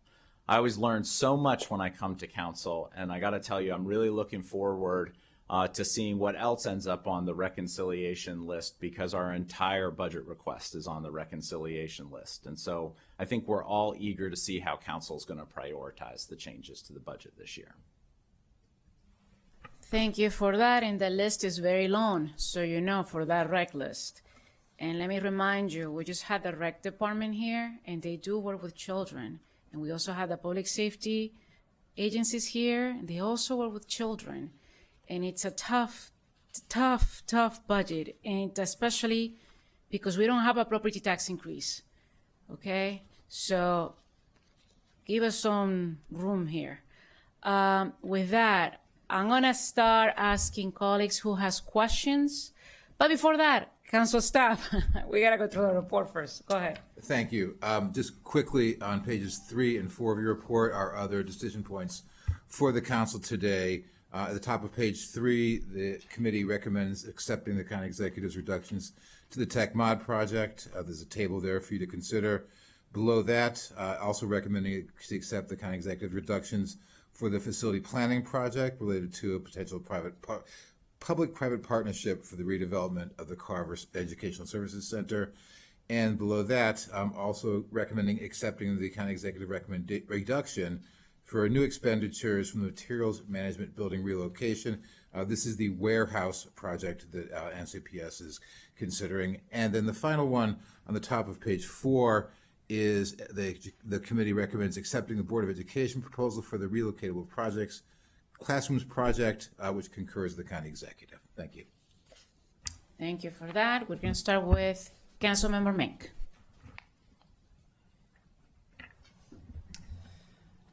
Thank you. I just wanted to give you the opportunity to speak at whatever level of detail you are able, recognizing that obviously budget decisions at any kind of line item detail are something that are hashed out over a great deal of time and effort with the board. But to the best of your ability, that you can help to inform the decision making that we have in front of us, what funding scenarios, cuts to the request in the amounts of like 30, 90, maybe like a 30, 60, 90, if you can just help us to understand the differences at those different levels. Sure. I'll create some context and share with you how we've organized our budget. First off, we're delighted to report that folks can drill down to the penny how we spend our money on our budget documents. Folks can go to our website, type in the word budget, and get to a whole budget website where they can evaluate our expenditures for return on investment, because that's important to us too. We organize our budget into just a handful of buckets. The first one being revenue, the second one being changes to the base budget, the third one being non-discretionary changes that are either legal changes by law, policy, or regulation that we have to fulfill. A good example of this is that, like most of the citizens in our community, their electric bill went up. So did ours, except our electric bill is tens of millions of dollars, and our electric bill went up by $4 million this past year. So that's a good example of what a non-discretionary expenditure looks like. We also categorize the blueprint for Maryland's future, and then we have discretionary expenses. So a natural place for us to look, and again, I don't want to be presumptive, because ultimately whatever county council decides to fund the school system at, it will eventually go back to the Board of Education for reconciliation, and certainly I'll make some recommendations along those lines, but it will be their decision. A natural place for us to start is with changes to the budget that are discretionary, because they are a choice and we're not compelled by law, policy, or regulation to do them. And so that would be the first place to start. And this year we have about $20 million worth of discretionary expenses. You take a look at some of those items, though, they look pretty non-discretionary, but the reality is how we've defined them is by their legal definition and by the accounting definition associated with them. But you asked about $30 million, and that's only $20 million. So beyond that, we then have to assess and start to prioritize positions that are as far away from critical functions to the school system's core business model, which is teaching and learning. So effectively, as far away from the classroom as possible, we need to look at positions that we could reduce. And since the gap there is about $10 million, you may be asking, well, how many people is that? And a weighted average for the salary and benefits of our employees, a good round number for council to think about, is about $100,000, because 35% of our employees is made up of benefits. So the teacher cost of an inexperienced teacher or an experienced SEIU staff member, the weighted average of a staff member might balance out to be about $100,000. So $10 million of $100,000 expenditures is about 100 people that we would have to reduce the school system of active employees. So that's a pretty sizable hit right there. So just right out off of the top, you're looking at all of the discretionary changes plus an additional 100 people who are active employees that would have to be reduced as far away from the classroom as possible. That's the starting place. You also asked about the higher end of that, which was $90 million. Given that metric of just kind of thinking through how many people that is, it's a choice. Can the school system live without 900 or 1,000 employees and still provide the services that it provides today? Most certainly not. So that would be forcing the hand of the Board of Education to examine reopening employee agreements with our labor associations. So you really have both ends of the spectrum there, where you are still making really significant reductions at a $30 million change versus a forced change to employee agreements to address wages. A good way of thinking about the MCPS budget, because we are a system of people and not of things, we would probably be better positioned with a little bit higher mix of things. The things in our thing budget are instructional materials and fuel for school buses, which, by the way, we will have to come back and revisit, which is problematic given the landscape of fuel prices today. But 90% of our budget is really made up of just two things: how many employees we have in the school system and how much we pay them. And so when you're looking at reductions, they're going to come from one of those two buckets inherently. And when you're looking at a $90 million reduction, there's no way to avoid looking at both of those things, because it is so significant in the grand scheme of the budget. In terms of the midpoint and the middle point, you are still looking at some combination of the two, of some kind of adjustment to the wage agreements and the economics package of our labor association agreements, and also significant reductions to staff. I think, without really discussing this with the Board of Education in great detail, we do a lot of that in the public space so that there's an opportunity for our community to opine on it. We would want to come up with some kind of prioritization metric to communicate how we would make some of those decisions. And preliminarily, I can tell you that my recommendation would try to keep as much away from the classroom as possible in the things that touch the classroom. So classroom adjacent services like paraprofessionals, special education, additional services, those would be the things that we would really try to protect with our general ed classroom experience, and then kind of emanate out from there and look at some of those other areas that we could reduce without really severely interrupting service. Thank you. And to that point, as we've had this conversation over the last few difficult budgets, we have asked you to go back and look at the base and to find as many reductions as you possibly can. And I know that you have been making similar calculations as you have gone through that process, including a major reorganization to try to find savings and efficiencies and all of the without reducing services for our students ultimately. But the result of that, of course, has been that there is not a lot there is a lot less left to find those types of cuts that have some distance from the classroom. So if you could speak to that briefly, what options you do or don't have there, and then also, to your point about how many of our staff who could potentially be endangered by having their positions be endangered are residents of the county and could be looking at a potential job loss. Of course, the first option that you tried to do is to offer them to move to fill a vacancy. So some number of those positions, if eliminated, those folks could be offered the chance to shift to a different position, which could be at it could be at a reduced pay scale, could be very different type of work than they have been doing in recent years, et cetera, but they would ideally be offered at least another position. And so if you can give us a sense of how much wiggle room you have there in terms of the ability to offer that to folks as well.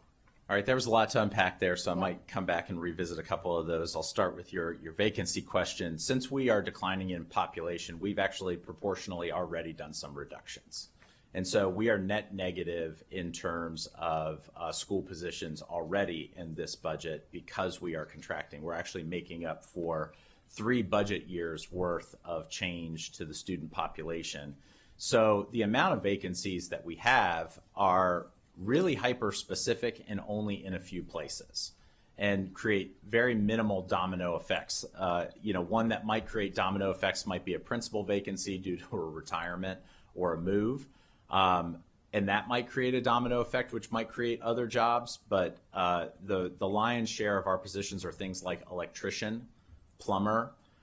We're not transitioning somebody from a classroom teaching position to one of those positions or from another SEIU position to that position easily. So the whole notion of being able to fill with attrition or with vacancies like MCPS has done in the past when you're growing, that's not really possible this year. And it's a very different dynamic than I think the one that we've been used to. In terms of central office changes, we are 2 for 2, 2 consecutive years in making adjustments to central services and trying to find efficiencies to bring you a budget of needs, not a budget of wants. The Board of Education has evaluated that, and I will say that any time that we do make adjustments organizationally, it does come at a cost. It does tend to force a workload rebalancing or reconsideration and you have to make some tough choices as to, are we going to continue to provide this service, or are we going to continue to complete this report? Are we going to continue to provide that evaluation, or are we abandoning that because we don't have the capacity to do that? And so those, I think, are some of the questions that we've struggled with and have tried to land on to bring you an efficient budget each year.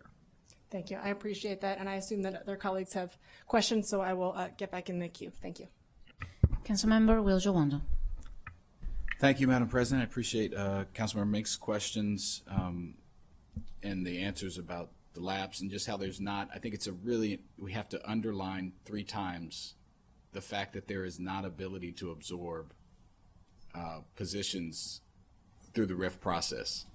Traditionally, there is. Every year I've been on the council, pretty much, we've been growing, so you can do that. It's not, these are going to be potentially real losses of jobs for hundreds of people, depending on what we do. I want to just focus in on the contracts a little bit. It's Education Appreciation Week. We preliminarily approved the contracts yesterday, as you mentioned, for our other government employees, which I support and I think is the right thing to do. Obviously, MCPS is in the second year of a contract that you were asked to do, and those increases. I think we have to remember what the folks that are working with our kids are actually making. You know, a paraeducator who, you know, you could make an argument on the top of the list of most important people in the school system. Everyone's important. I'll tell you my personal experience, they're super important. In most cases is making less than a Catholic priest in this area who took a vow of poverty. The average salary for a Catholic priest is $40,000 to $60,000 in this area. And Catholic priests also have housing. Yes, you made the point. And they have free housing. A first-year teacher who makes $60,000 here, which we thank the Blueprint, and that's great. After they spend their rent, utilities, taxes, health insurance, car payment, they're a negative $270 a month. Paraeducators are negative $1,600 a month. The security guard, who at Blake High School just disarmed an armed person a couple weeks ago. Third week on the job. $38,000 a year that gentleman's paid. Heroes. He deserves a raise. That guy deserves a 3% raise or 3.5% raise. So I just want people to understand that it's not this largesse that's happening with our employees. They need this to be in our community. 70% of them live here.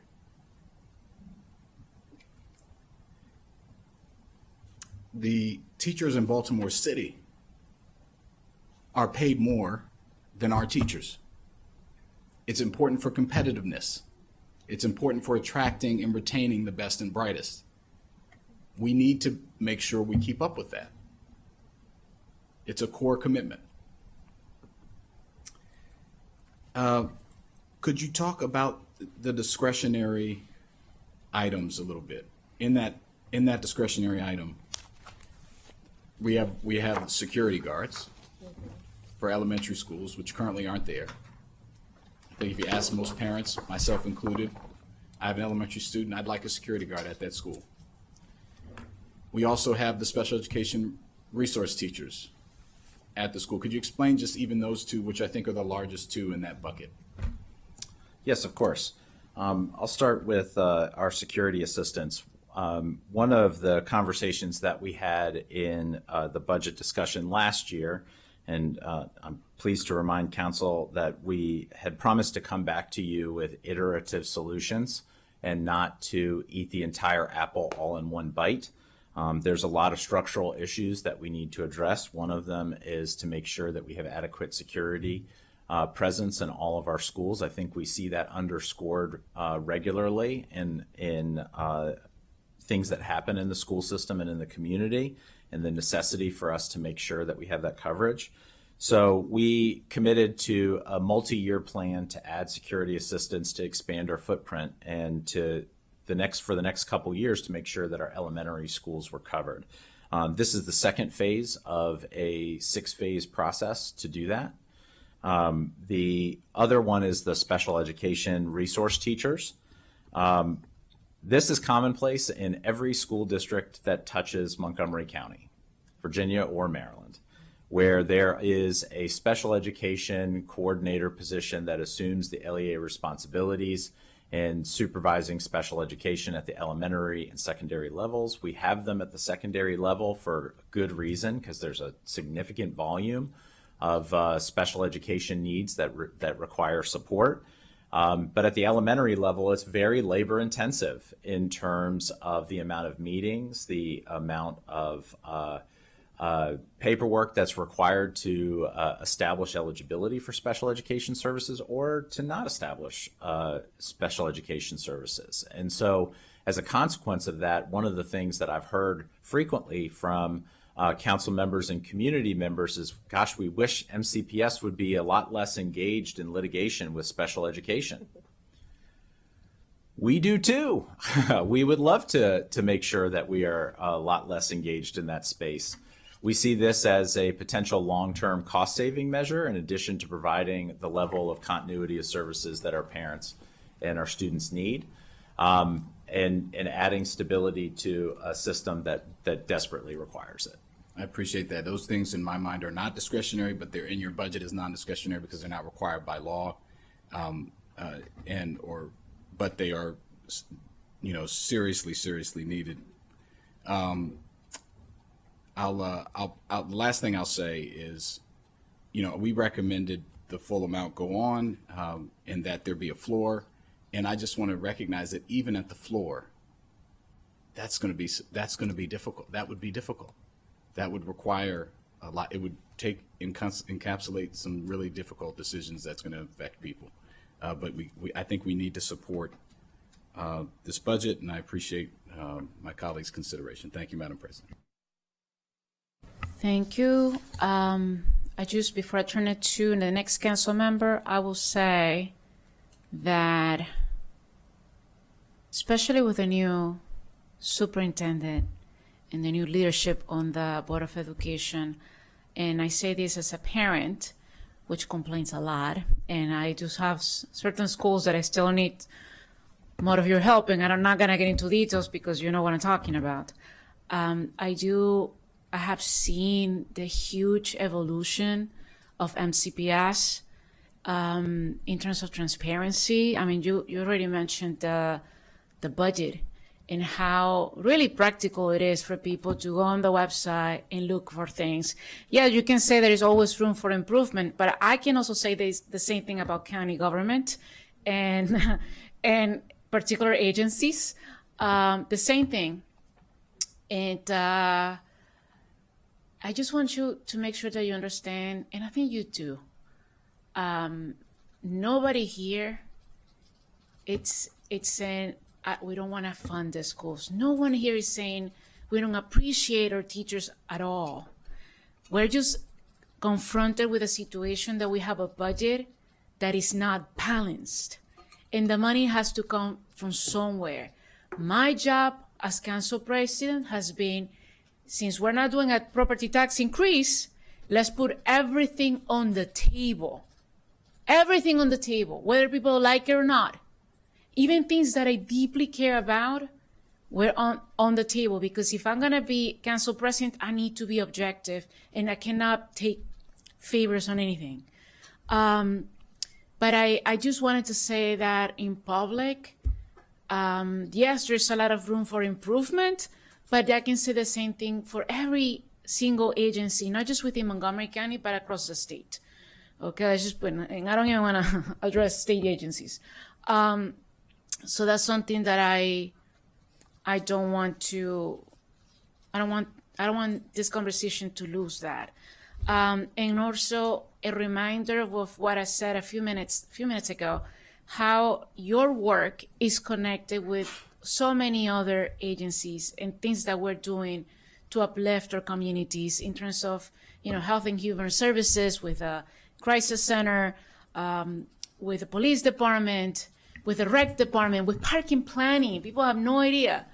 And everybody needs support. And so I felt like I had to say that. And with that, I'm going to turn it to Councilmember Shara Evans. Good to see everyone, and I appreciate Chair Jawando's passion. You have a good heart, so I just wanted to kind of explain my vote in committee. I thought it was, in my opinion, I've been here a little bit of time. I'm not gonna say I'm new anymore.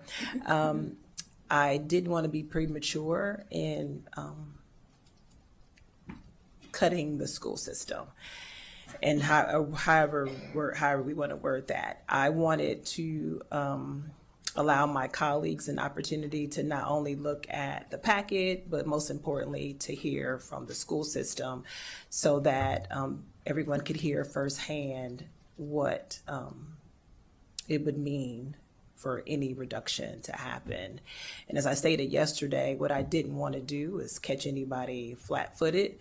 I'm not prepared today to even say what I want to reduce the school system at. I would like for us as a full council to take what we've heard the school system say, to look at the information and really make informed decision, because whatever we do is going to really impact the system in a way that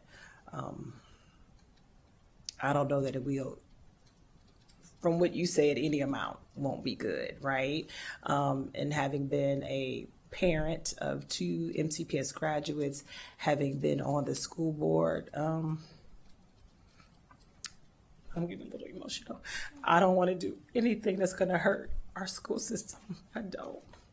So if you all are going to make a vote today, I'm not going to abstain. I've never done that in the 8 years I've been on the board. I try to make sure that whatever decision I make is informed, and I know this is a huge budget. This is, the school system's budget is big. If my husband sees this, he'll be like, why are you crying? But I just don't take anything that I do lightly. This is a huge responsibility, whether I'm here for a year or for 4 years. This county, the school system means a lot. And as we sit down and we think about what we have to do, I just want us to really be clear and be sure what that will mean for our school system. And I've tried to tell people that whatever I'm going to do, whatever decision I'm going to do, I want to be upfront and I want to bring people along. I hope I've been able to bring you along with whatever I've said or whatever decision I've made on this council. Because what people are seeing, I hope what they're hearing and seeing, because the staff here at the council, they're so good. And sometimes they may speak to our understanding, and I don't know if it's easy for everybody else to be clear to understand what they're actually saying. They spend a lot of time, I don't know when they sleep, but they're really dissecting this budget and really going through it. My team, I appreciate them. We went through it line by line, the reconciliation list, to kind of go through to see what we would not be able to do.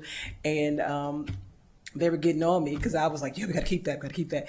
So anyway, all I'm saying is that whatever decision that we are as a council as a whole are going to make, it's not just for this moment in time. I'm thinking about years out and what that impact will look like for the county, right? And as much as I tout that our school system is the greatest, I want to continue to be able to say that because I do know that people are working really hard. And so I heard the comments that were made during the proclamation. I don't want anybody to think my words are hollow. I'm not going to say anything that I do not mean. Whatever I say, I'm very intentional about what I say. And when I was talking about educators, I was talking about the bus drivers, the cafeteria workers. I've been in schools, I've had children, I worked firsthand, and I know what people are doing. I know how hard they're working. So my colleagues, I keep saying I want to give anybody surprises, but I'm sitting here today and I'm just thinking that we're probably going to make a motion to support what the committee brought forward, but I'm not ready to do that because I heard your words and because I knew it before you said it. And so I'm one person. I try to, share with my colleagues when I can, when we have those moments, because they're good people. We do talk about the education system, but I just know it's tough. And so when I hear you talk about how much you need, I know they're thinking about all the other needs in the county, as I am too. And so this is really tough. So I talked long. I'll stop. I just wanted to say that. I just want to clarify it here. The vote today, so we are the recommendation in front of us, and you, as a member of the Education and Culture Committee, agreed with the county executive recommendation. What we're doing is just increase, but put aside the money that the MOE, put that aside, that's into the base. We're talking about the funding increase of $179 million. That's all we're talking about. And we're not saying, at least I cannot make motions as council president. Personally, I will not because I can't either. What we're saying is that, and this is what the committee agreed on, is putting the $179 million increase that the county executive suggested into the reconciliation list, like any other items. And like I said a moment ago, that list is long. That vote happens next week, okay? It doesn't happen today. We're just saying we're going to put in the reconciliation list the $179 million that that the county executive recommended as an increase. Just want to make sure you're clear. Sure, so I am clear of that, but I do know there was a 2-to-1 vote to bring it down to 149, so I didn't know we were going to No. Okay, I'm just, so now I get to say, we're moving. Okay, Yeah, I'm new, I that's- didn't know that, I'm just making sure, okay. No, I think we're on the same page unless somebody has a motion that I'm not aware of.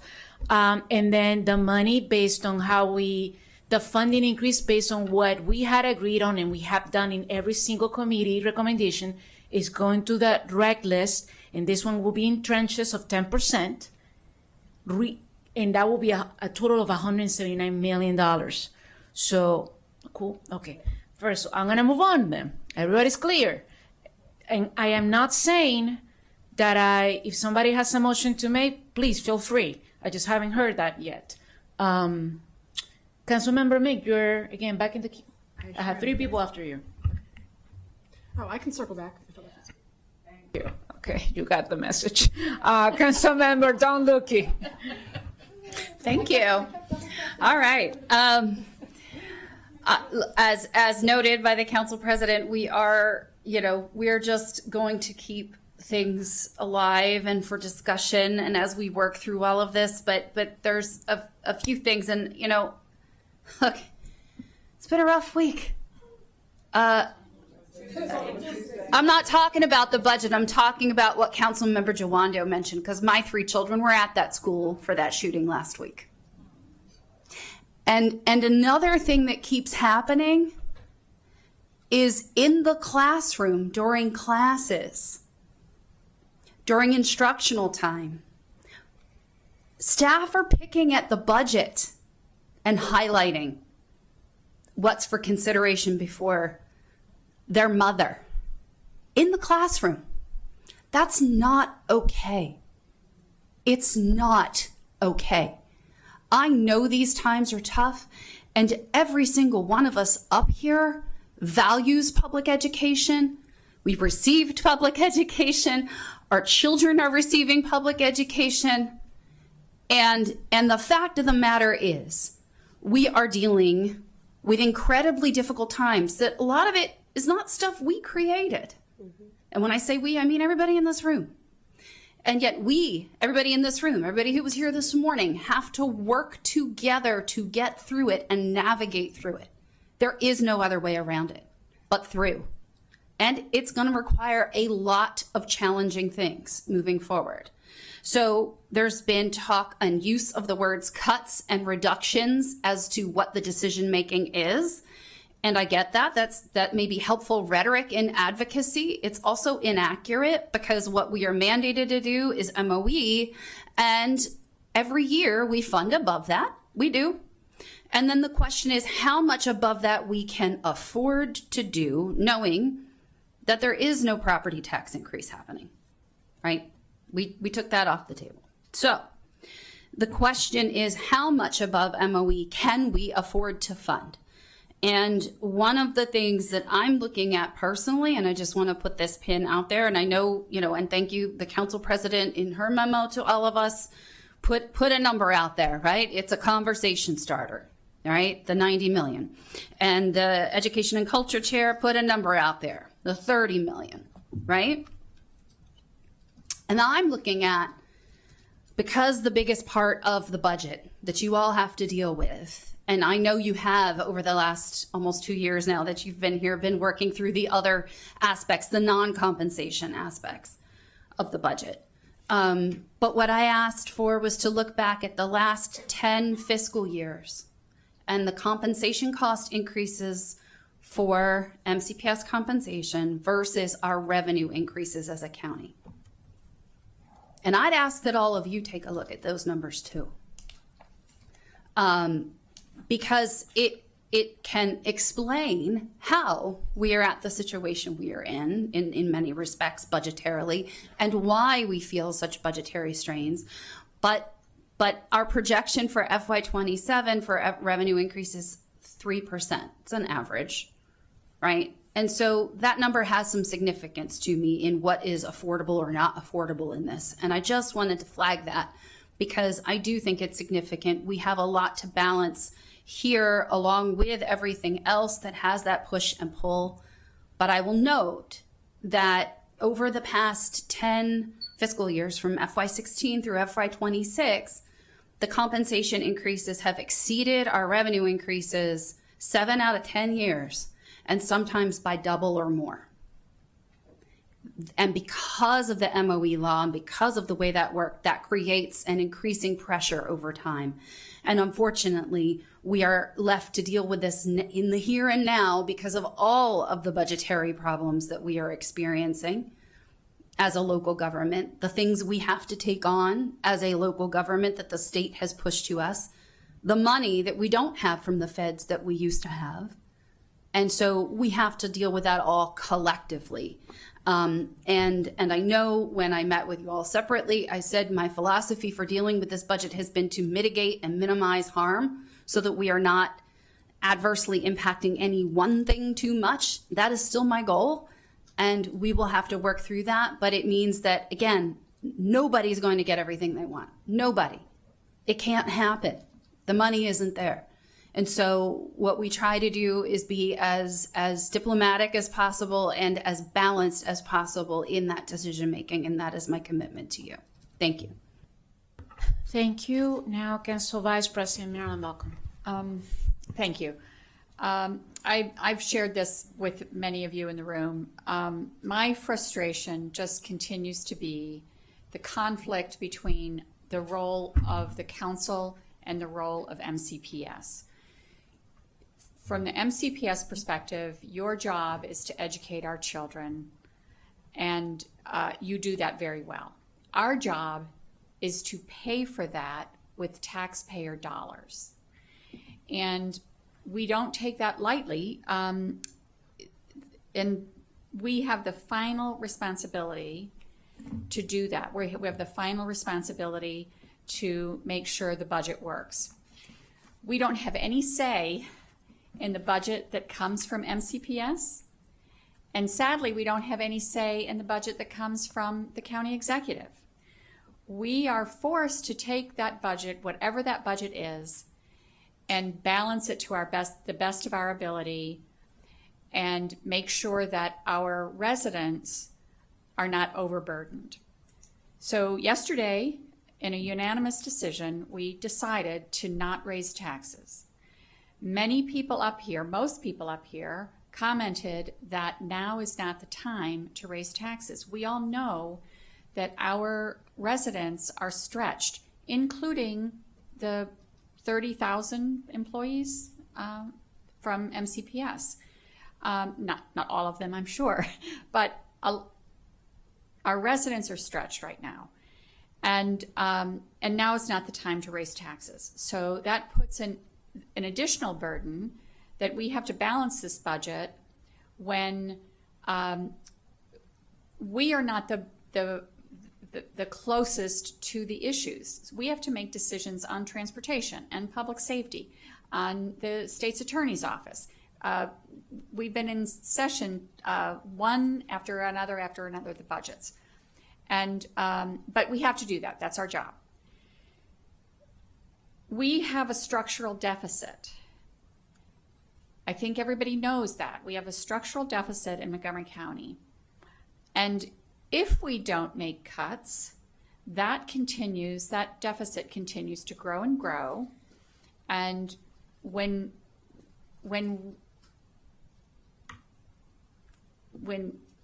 MCPS or McGeo or the police or the departments talk about the possibility of reducing staff or laying off individuals, if we don't make cuts in this budget, we're going to have to do that.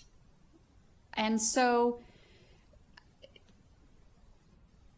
I just want to make sure that everybody, I'm sure that everybody here knows, but everybody who's watching at home, this is not an easy decision to make, because we have to take into consideration all of these things and everything on the reconciliation list, and everything to not only to protect our residents and educate our residents, but not overburden them. So we have to make cuts. We still have 3 days to go, and I'm certainly looking at options.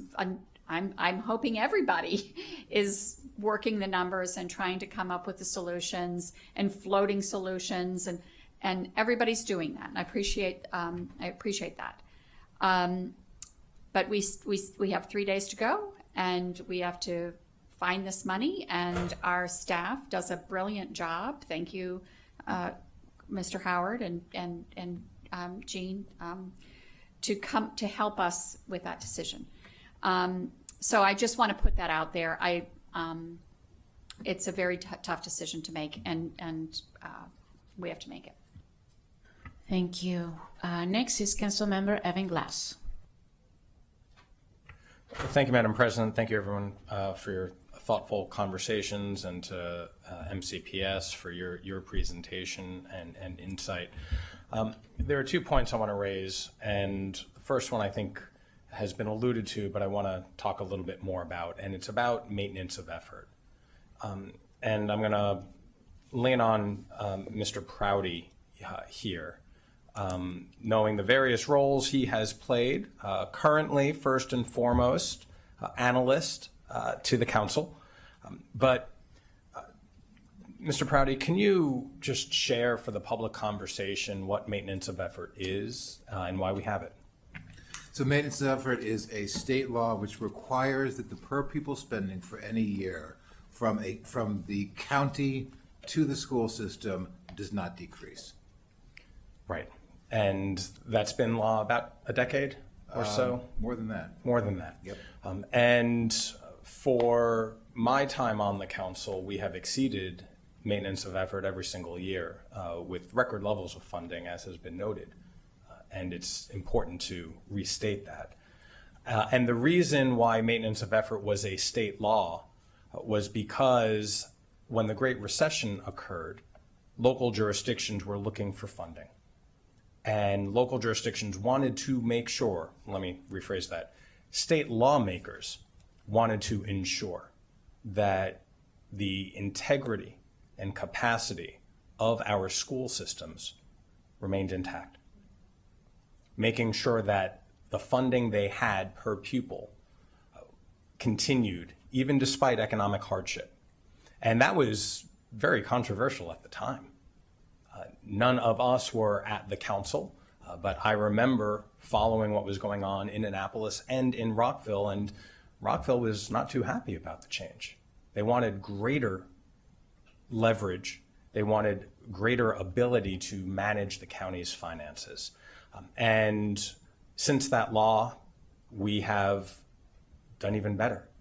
I think when that law was originally passed, there was concern about what would happen, but this body particularly has exceeded maintenance of effort and has increased the per pupil spending year over year. And so it is absolutely correct that on a historical basis, we are not where we were 20 years ago.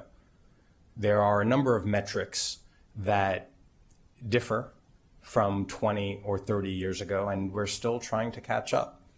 A number of labor contracts continue having that be a point of discussion, seeing if we can catch up to where we once were 20 years ago. And it seems like we're constantly on the treadmill. But here, we've done better. And I think that is important to note, because whatever decisions this body ends up making, we are maintaining per pupil spending. And as we have done every single year, we are seeing how much additional we can provide. The second point I want to raise is how different jurisdictions fund their school systems. Here in Maryland, as I note, we have maintenance of effort. We have 24 local school systems, the 23 counties and the city of Baltimore, which has been alluded to, and they are large. And the system for managing our school systems is not even bifurcated, it's trifurcated. It is beyond that because we have the superintendent and the school board and then the county executive. And then the last step in the process is an 11-member county council that has to manage all of it. The current budget is $7.6 billion, and it's left to this body to manage all of it.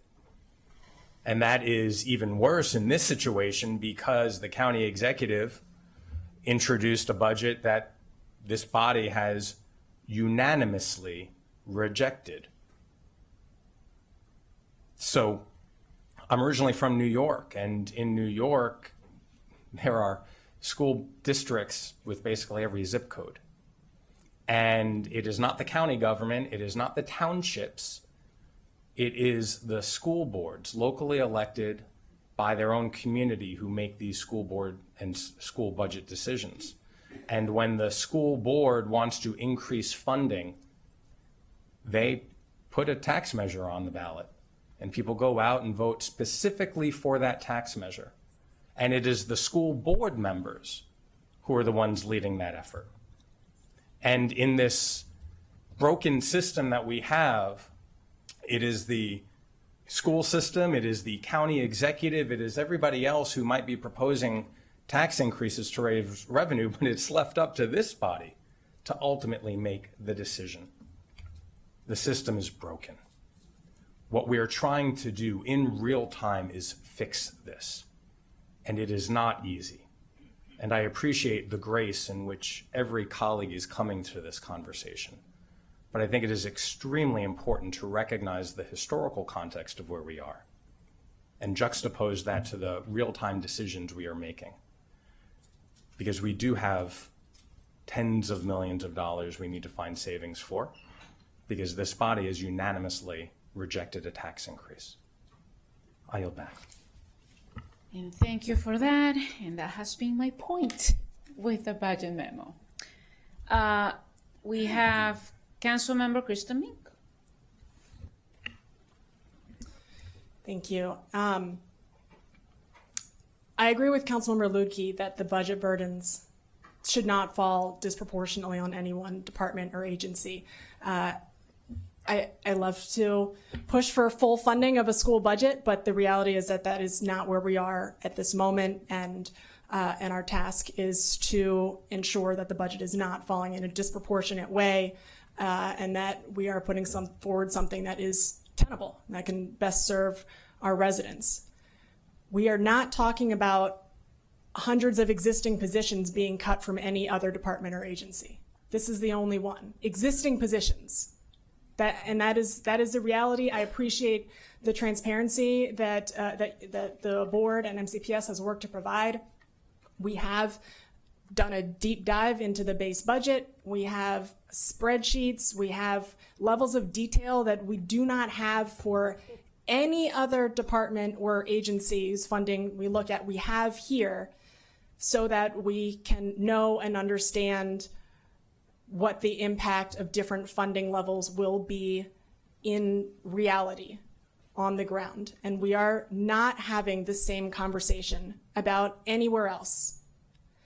We are not talking about numbers that would require opening any other contracts because we have voted unanimously to fund the other contracts to ensure that Montgomery County government keeps our obligations to our union partners. But our school unions are not included in that guarantee, and the levels of cuts that are being discussed are at the level where potentially opening contracts, in addition to eliminating existing positions, is very much on the table.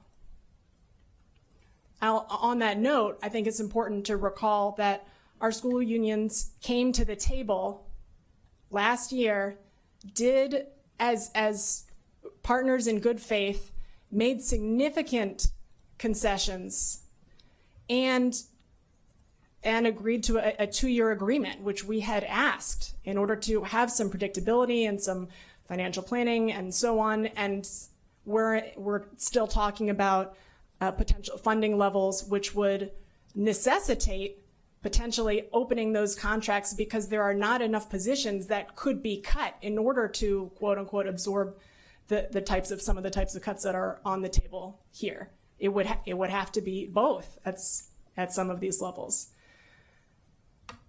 So I think that's important to note. I also wanted to talk about MOE. MOE, I do not think that MOE is a useful standard at this point because we have met MOE, met or exceeded MOE. We have met that legal standard, to Councilmember Glass's point, and still we are where we are now, which is that MCPS is a smaller portion of the county budget than it has been historically, and per pupil spending is below where it was historically. And I wanted to give the superintendent a moment to speak to that, please.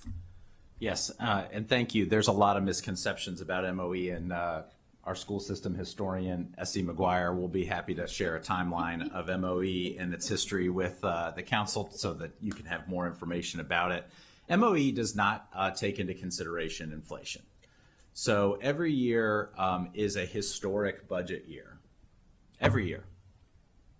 Every year is a greater budget than the year before that because the cost of doing business increases every year. MOE is also not wage sensitive. And MOE does not take into consideration other state mandates that otherwise would influence the requirements to increase MOE on a day-to-day basis. So what I will say is things like the blueprint for Maryland's future that required a significant adjustment to wages was not reflected as an increase to MOE as part of the requirements, nor was the inflation that was attached to every move in the last several years as a result of that.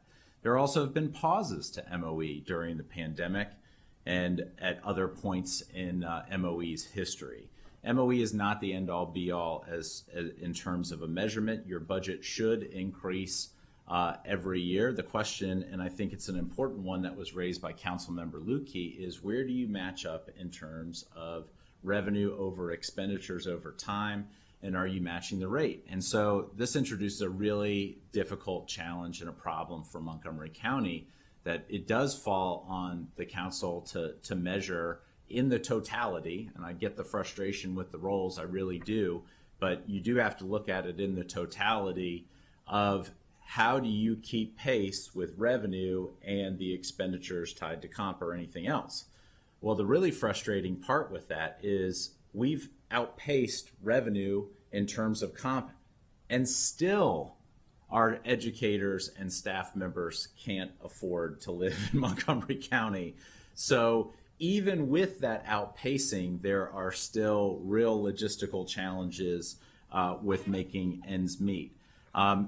You know, one of the other difficult things that I think oftentimes gets overlooked with MOE in particular is the requirements associated with contracts. And I'm not just talking about employee association contracts. I'm talking about contracts in general. Would we be so excited or so willing to break contracts that we have that are legally executed in other spaces? I would venture to say that we are not. So why would we consider breaking this contract? That really calls into question a lot of the concern that I think that we're trying to echo. And we don't want to diminish the fact that this is difficult and a challenge, or that the revenue to compensation rate irregularity doesn't need to be addressed. It does, all of those things. We contribute positively to the economy, and to that extent, investments in public education do yield a higher return on investment than the dollars invested. With that, you all, in a lot of ways, get to be investors. And I really appreciated the conversation that happened with some of the other agencies that were up here before, because you asked some really compelling questions about output over investment. And I love how we make out in that discussion, because our output over investment wins every day in every other situation with the county's investments. And you should be proud of that. We're proud of that. We are looking forward to increasing that output over investment. And we look forward to a very bright future. So as you're considering those proportional adjustments, I would consider that in the context of investment and what investments you want to make in our future and what that looks like. I also want to address one other thing, if you don't mind, Council Member, in terms of cuts.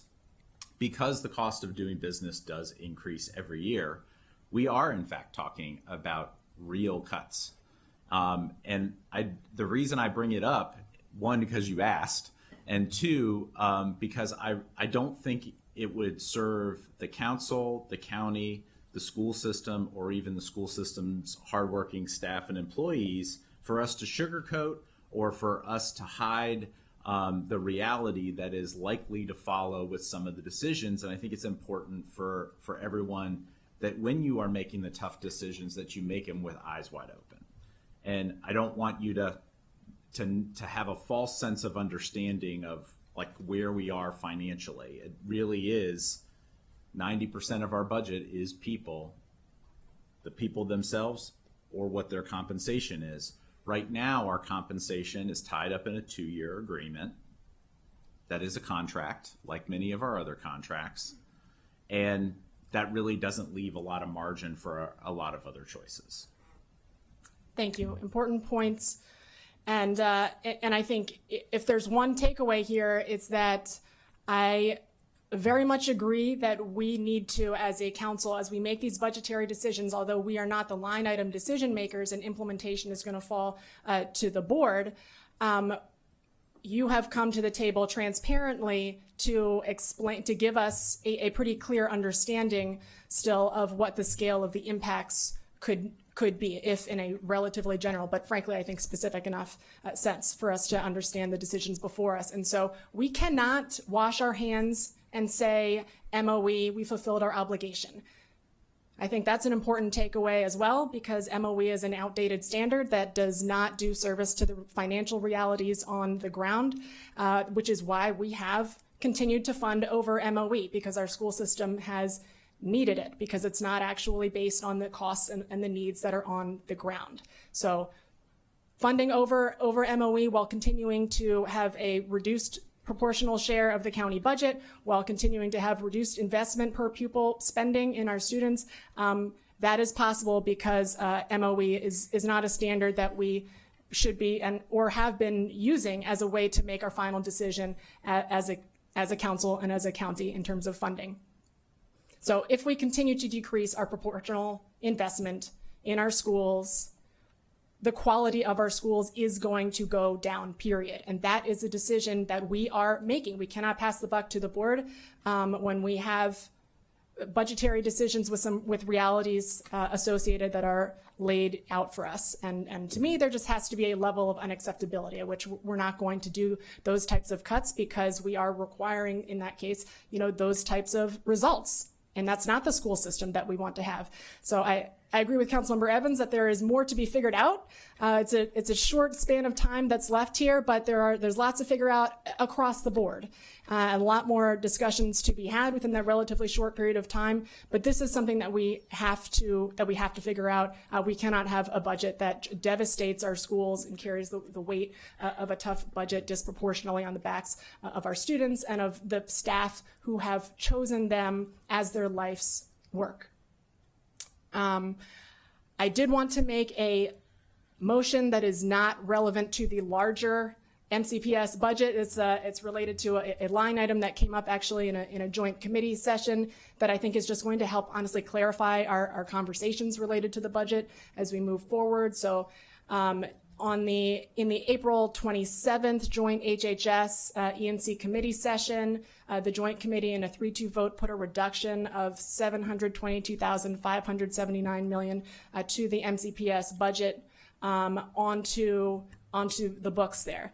I will note that with apologies, I missed this vote by about a minute. I was speaking to a district item in another committee, and had I been present, well, it's MCPS. Oh. I was just saying that it's not today's. It's not today's. It's coming up tomorrow, but it does impact the MCPS budget. So I think it's important that we address it while MCPS is here.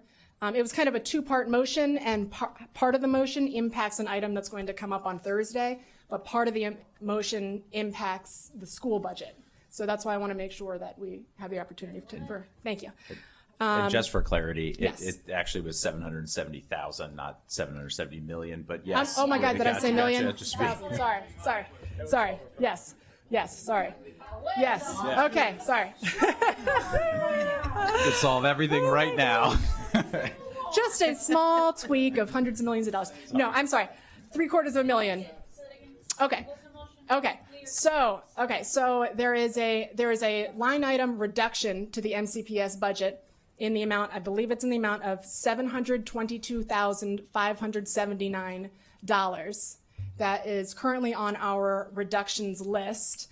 That was, had I been present, the motion would have failed with a 3-3 vote. It was a split vote.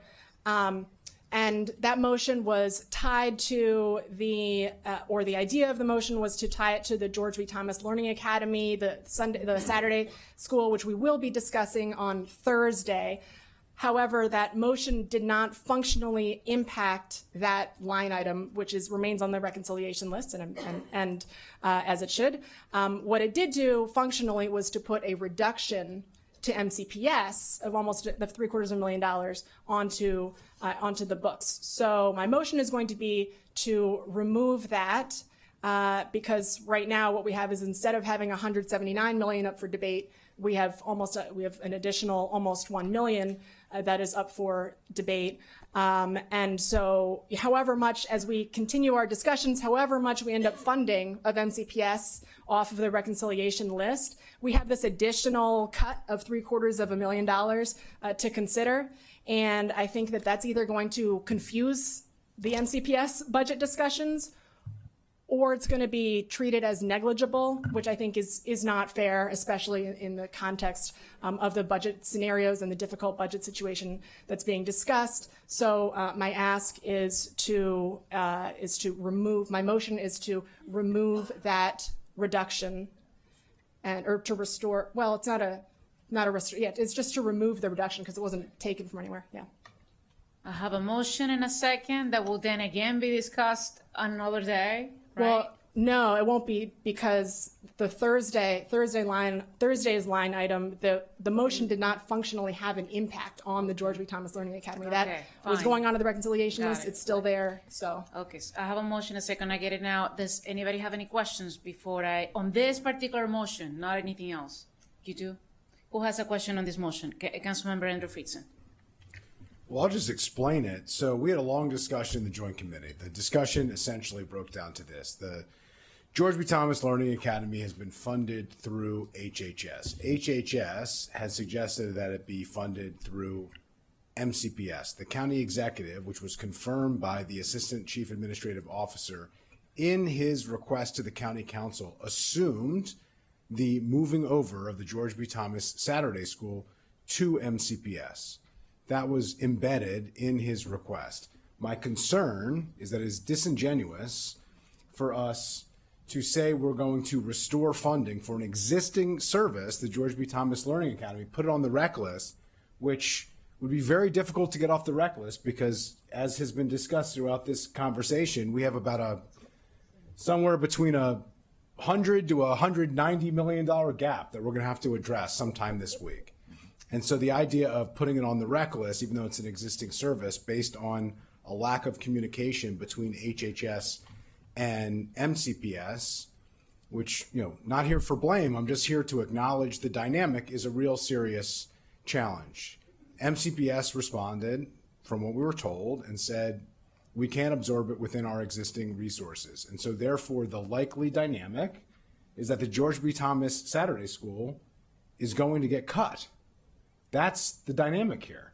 So if we're treating things as same services, then we should treat it as a same service. And if the county executive was proposing this, which is what the Assistant Chief Administrative Officer in very clear terms said, if the county executive was proposing this as part of the MCPS budget and it's the same service, we should move it and make sure that it gets funded.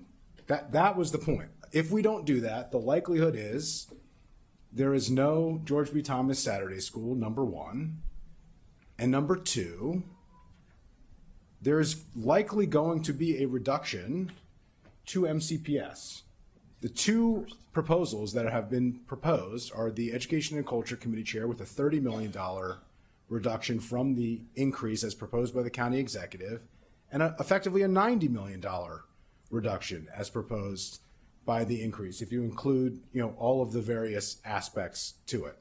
My point is, in that happening, I don't want there to be a reduction and to be no Saturday school, because that is a cut of an existing service, and that's not fair and that's not right, and I don't think that's transparent. So that was the reason why I put forward the proposal in the way that I did.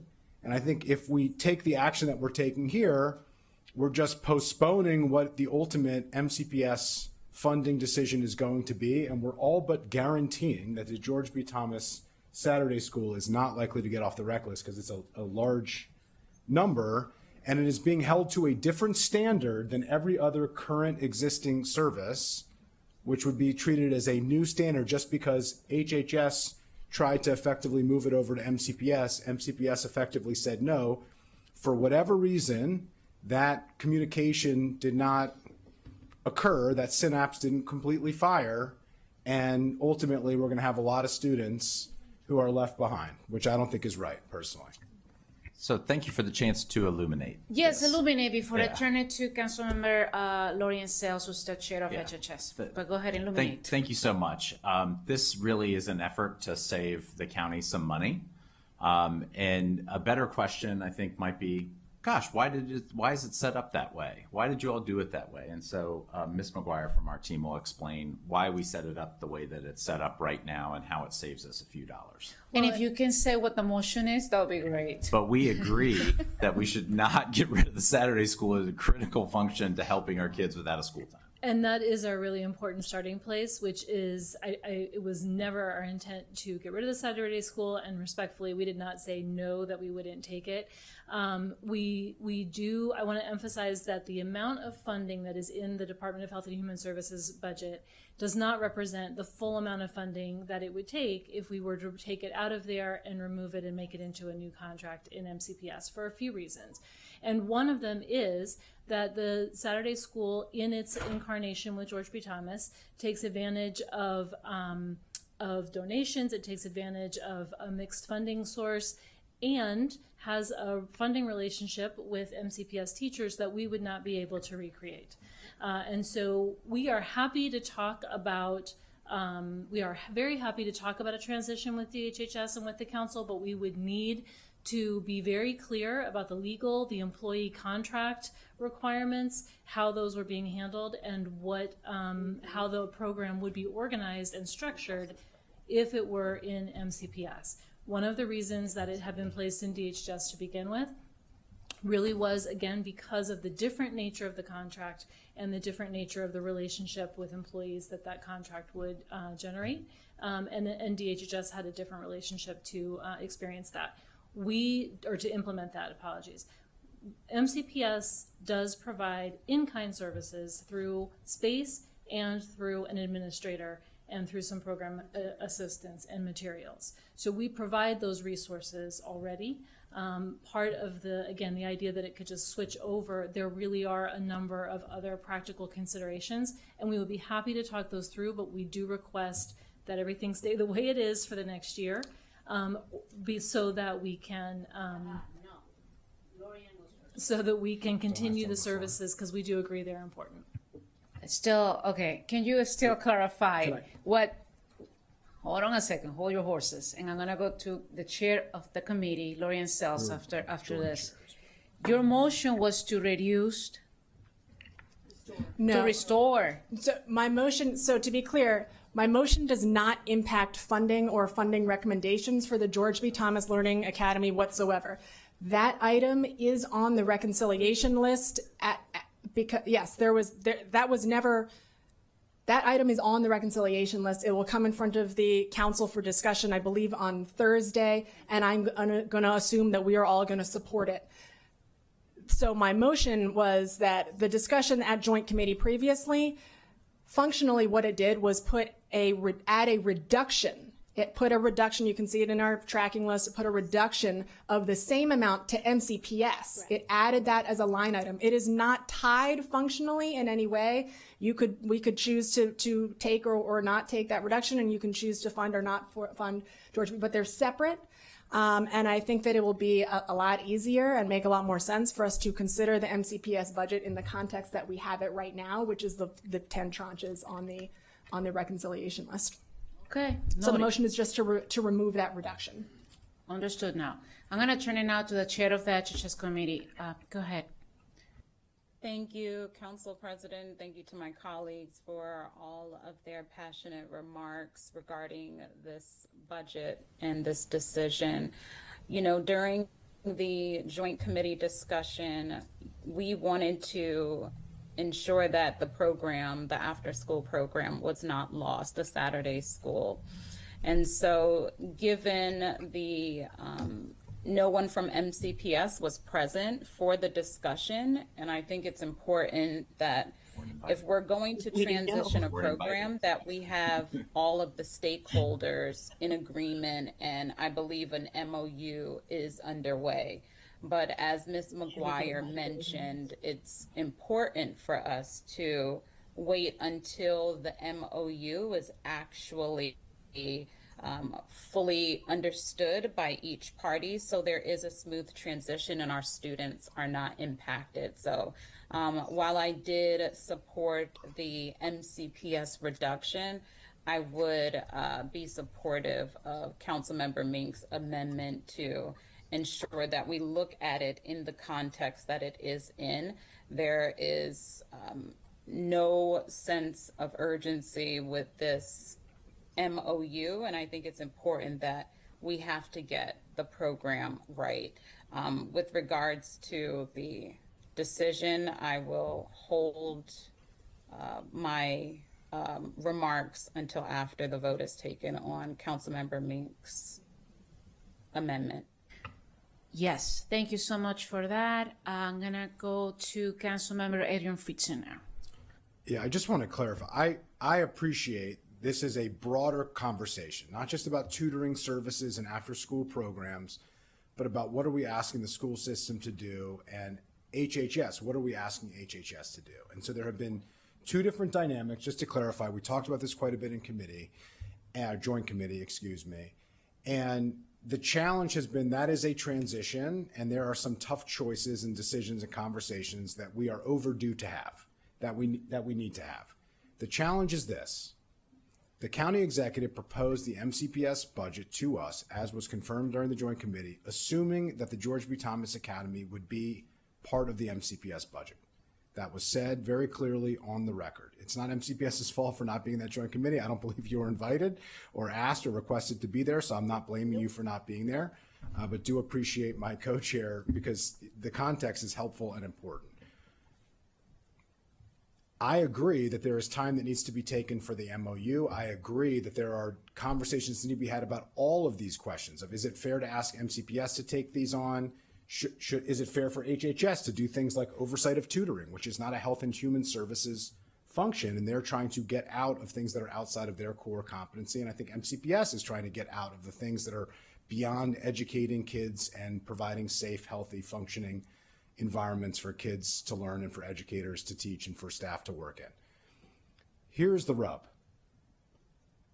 Unless I'm misunderstanding the motion, if the motion is to put the $722,579 into the base, then the net result of this is that the school is not likely to get funded.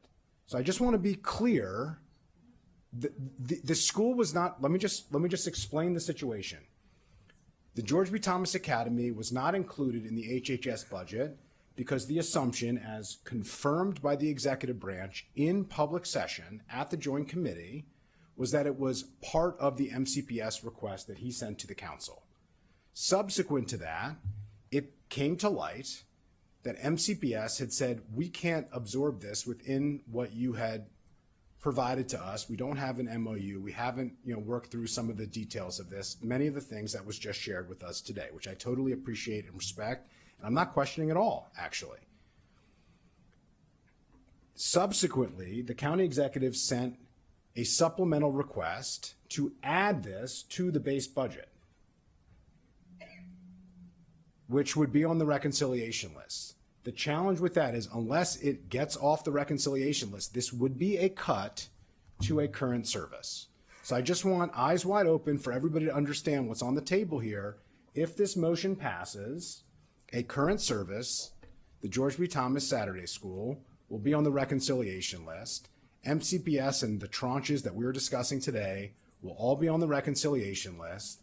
And ultimately, unless the $722,579 gets off the reconciliation list, it will be gone. There will be reductions likely happening to the county executive's request. A lot of things aren't going to make it off the reconciliation list, and that will be the net result of today's actions. I just want to be very clear of where the weight of this decision and what it actually means, because once that happens, it will be very difficult to reverse. And can I add one piece of clarification? I just want to clarify also that while I appreciate that was the executive's intent, and I don't think anyone wants this program to go away, MCPS did not account for those funds in our budget. So the reduction of our budget associated with this funding as a funding source for this program, that certainly is the council's prerogative, but it does not have, like, that money is not in our budget to cut. It would just be an additional reduction. I don't dispute because the that. funding that we already have in our budget for, again, space and materials and an administrator, those funds are there.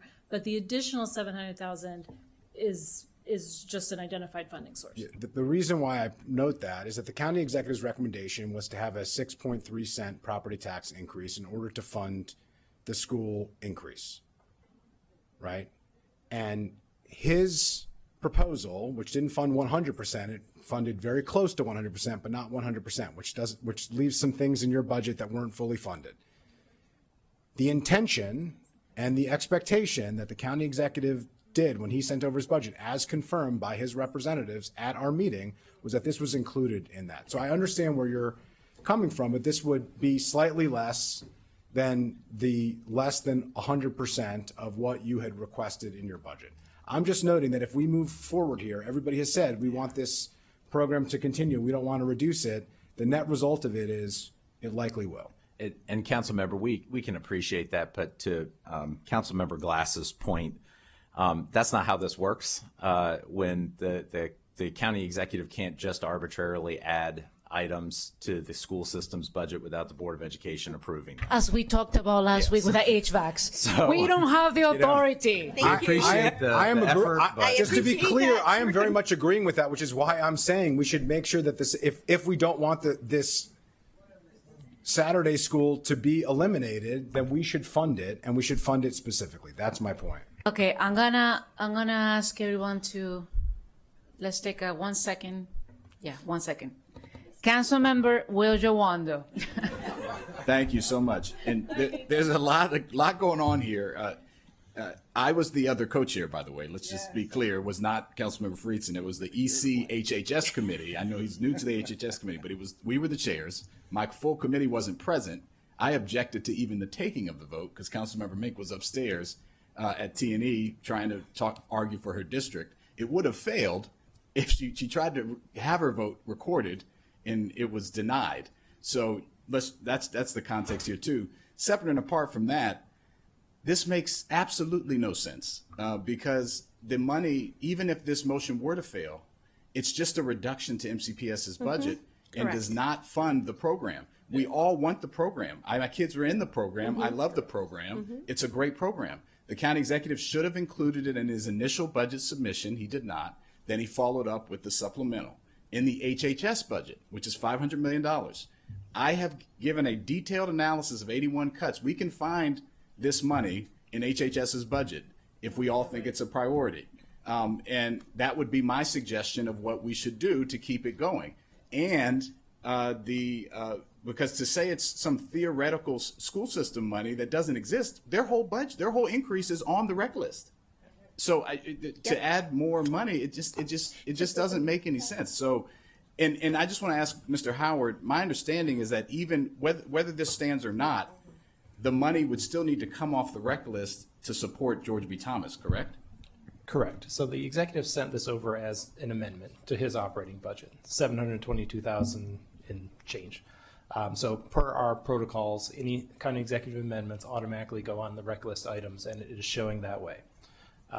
Separately, there's a second item on the rec list coming out of the joint committee, which was a reduction in a corresponding amount to MCPS. While the committee talked about those as kind of linked items, they are two separate items on the rec list and would require two separate decisions by the council. I appreciate that. And also, MCPS did not submit or currently envision or currently have the money to support the system. So it would Correct. just be a net reduction Correct. on top of the reductions we're already considering. So the argument that, well, you're going to get reduced anyway, let's reduce you some more, doesn't solve the problem of the actual George B. Thomas coming out of the HHS budget as it currently is, which is actually operating as a savings to the school, to the By a students, lot. to the students that it serves. So I think we should remove this and separate it, and then work with the HHS committee to find adjustments within their budget where this program is funded to keep it going. I am in support of that, but I am not in support of what was done at the joint committee. Thank you, Madam President. Okay, so we have a motion that was just stated again by Councilmember Wiljowondo. And I only want to have people who want to speak on this motion. I have Councilmember Kate Stewart. Go ahead. Thank you, and I appreciate, since I was not in the joint committee, and I appreciate all my colleagues for clarifying this.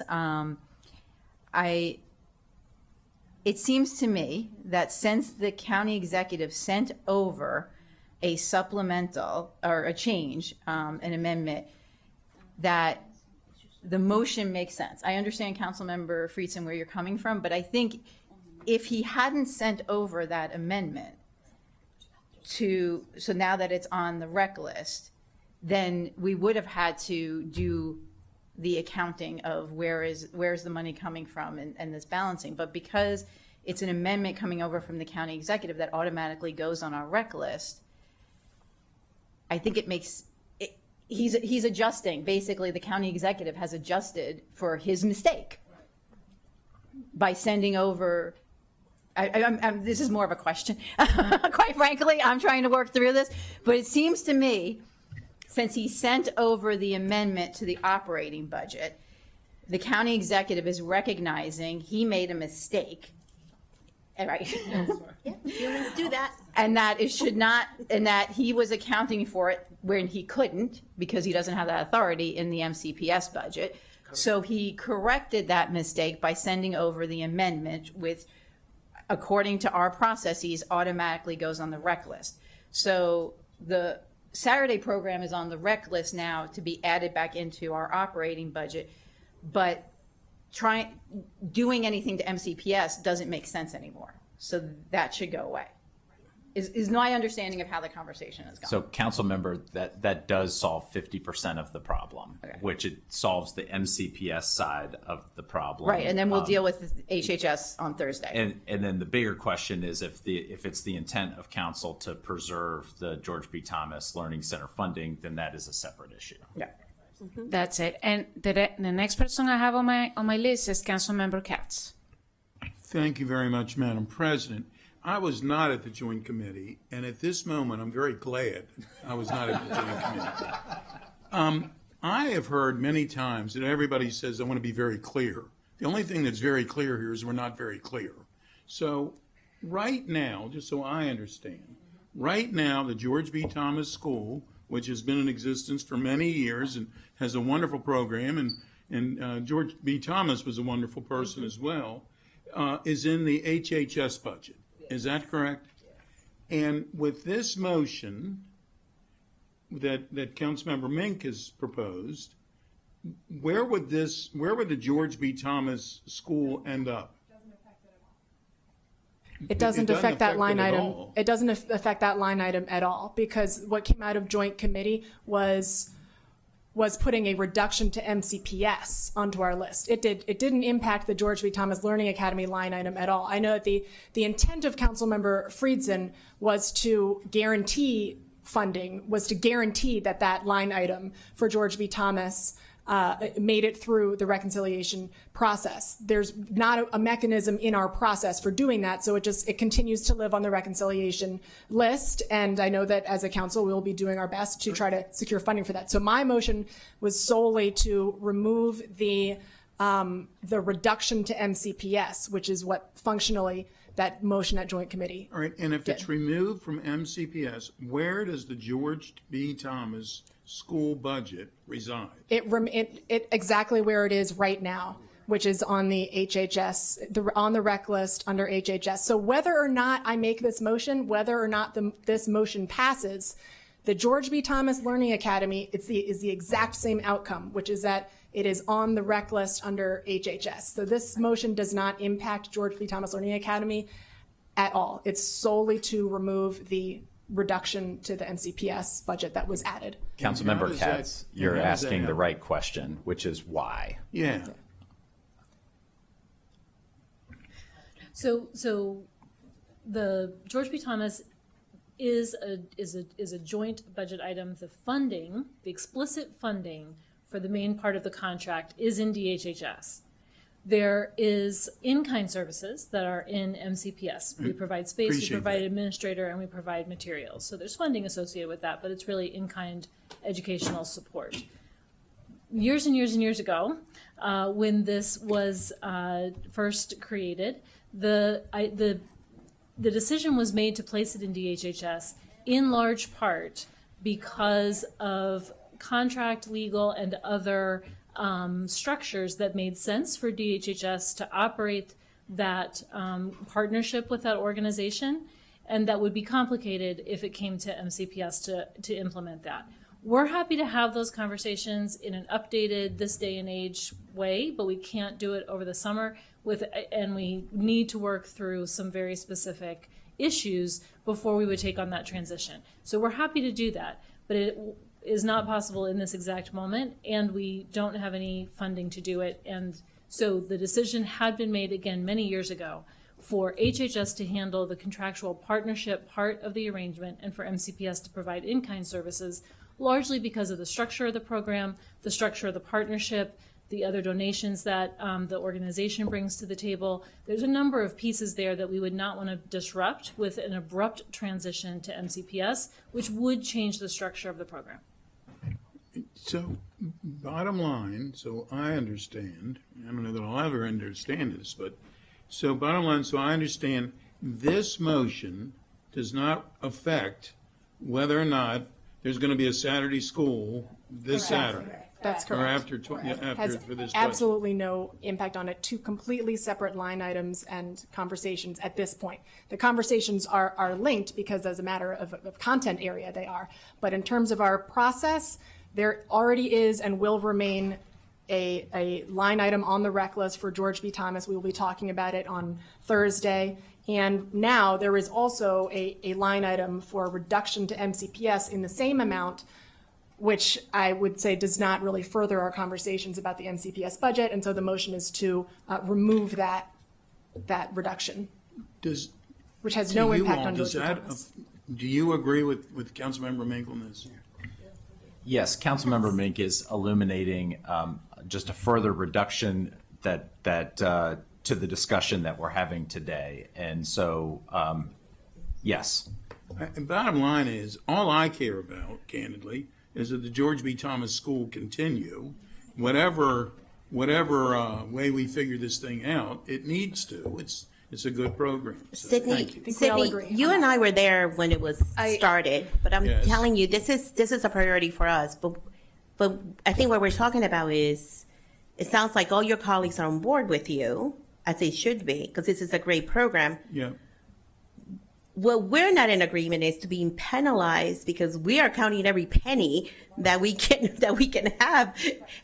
So by reducing that almost by $1 million, it has an impact on us, but not on the program. I got you. Thank you. Thank you. Thank you so much. I think we're all clear right now. I know there are more folks who want to speak on this. I'm going to turn it first to Council Vice President Balcom, and then you. She was before you. Go ahead.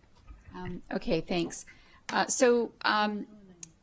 It helps to look at the reconciliation list, the tracking sheets.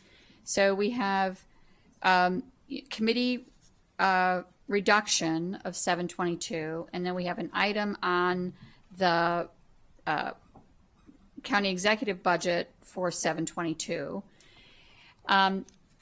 we have to, it sounds to me, I wasn't at the committee, but it sounds to me like the error was in the county executive not funding this program in MCPS. So MCPS is unfair. Oh, no, in either one. In either one, right? Right. It sounds like it was just a mistake. He didn't do it in HHS. He didn't give you the money in MCPS. And so I agree with the motion, but I would like you to clarify the motion. And what is the motion? The motion, and please feel free to jump in to add any clarity that would be helpful, but the motion is to remove the reduction to MCPS in the amount of $722,000 and change, to remove that from our tracking sheet, take that off of the table, and so that the scale of funding or reductions that we are going to be looking at for MCPS is maintained within that $179 million framework. And my motion will have absolutely no impact on the George B. Thomas Learning Academy and how that appears or is decided within the context of the rest of the budget. So I agree with the motion. I just want to clarify, I know that I shouldn't use the word clarify, but so assuming that we take that off, and then assuming we fund the Learning Center, that's one that it's a double hit, right? It's a 1.4 million to our budget, because if we fund the George B. Thomas Center at 722, and we restore a reduction of 722. Craig?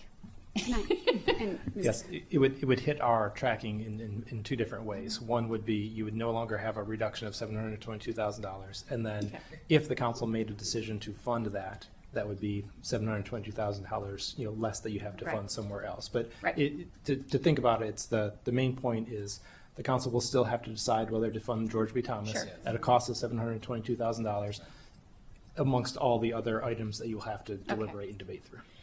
Okay, but I think that we have to correct the mistake that was made for MCPS. I agree with that.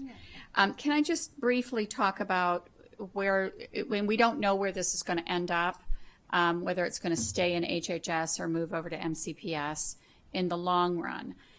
I do have concerns about that, just because I would hope that MCPS would look at this in a much broader area to say, if MCPS is going to take over the Saturday school, is this the Saturday school that they should take over, and how many other Saturday schools for parity, and then the additional cost to run it. So I don't think for me, it wouldn't be a simple decision of just, we'll take it over and we'll pay our people more, right? I think it's a strategic decision, an academic decision that has to be made, and I know that you would do that, but not just assume, okay, we'll take it. So those were my thoughts. Thank you for that, Councilmember Evan Glass. No more anymore. Okay, good. I think everybody. Okay, if you're speaking still on this motion, raise your hand. You're still on the motion, Councilmember Andrew Friesen. Okay, I just want to be very clear.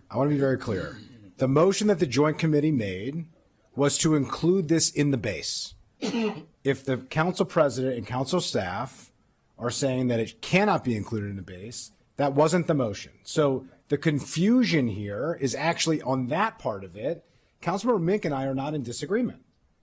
The agreement on this is that if it has to still be on the rec list, then I don't agree with the MCPS reduction either. The whole point here was that I don't believe that the $722,000 for the George B. Thomas School should be on the reconciliation list if it's a same services request. That is the point. The only way that I thought would be appropriate to do that without having a budget impact and without making our process not function properly was to assume what the county executive was trying to fix, with his own error and lack of communication between HHS and MCPS, which was, if we were going to include it in the base, it had to come out of somewhere. And if he had already assumed it, which was confirmed in the Joint Committee and MCPS, and then we'd have to take up the rest of these conversations later.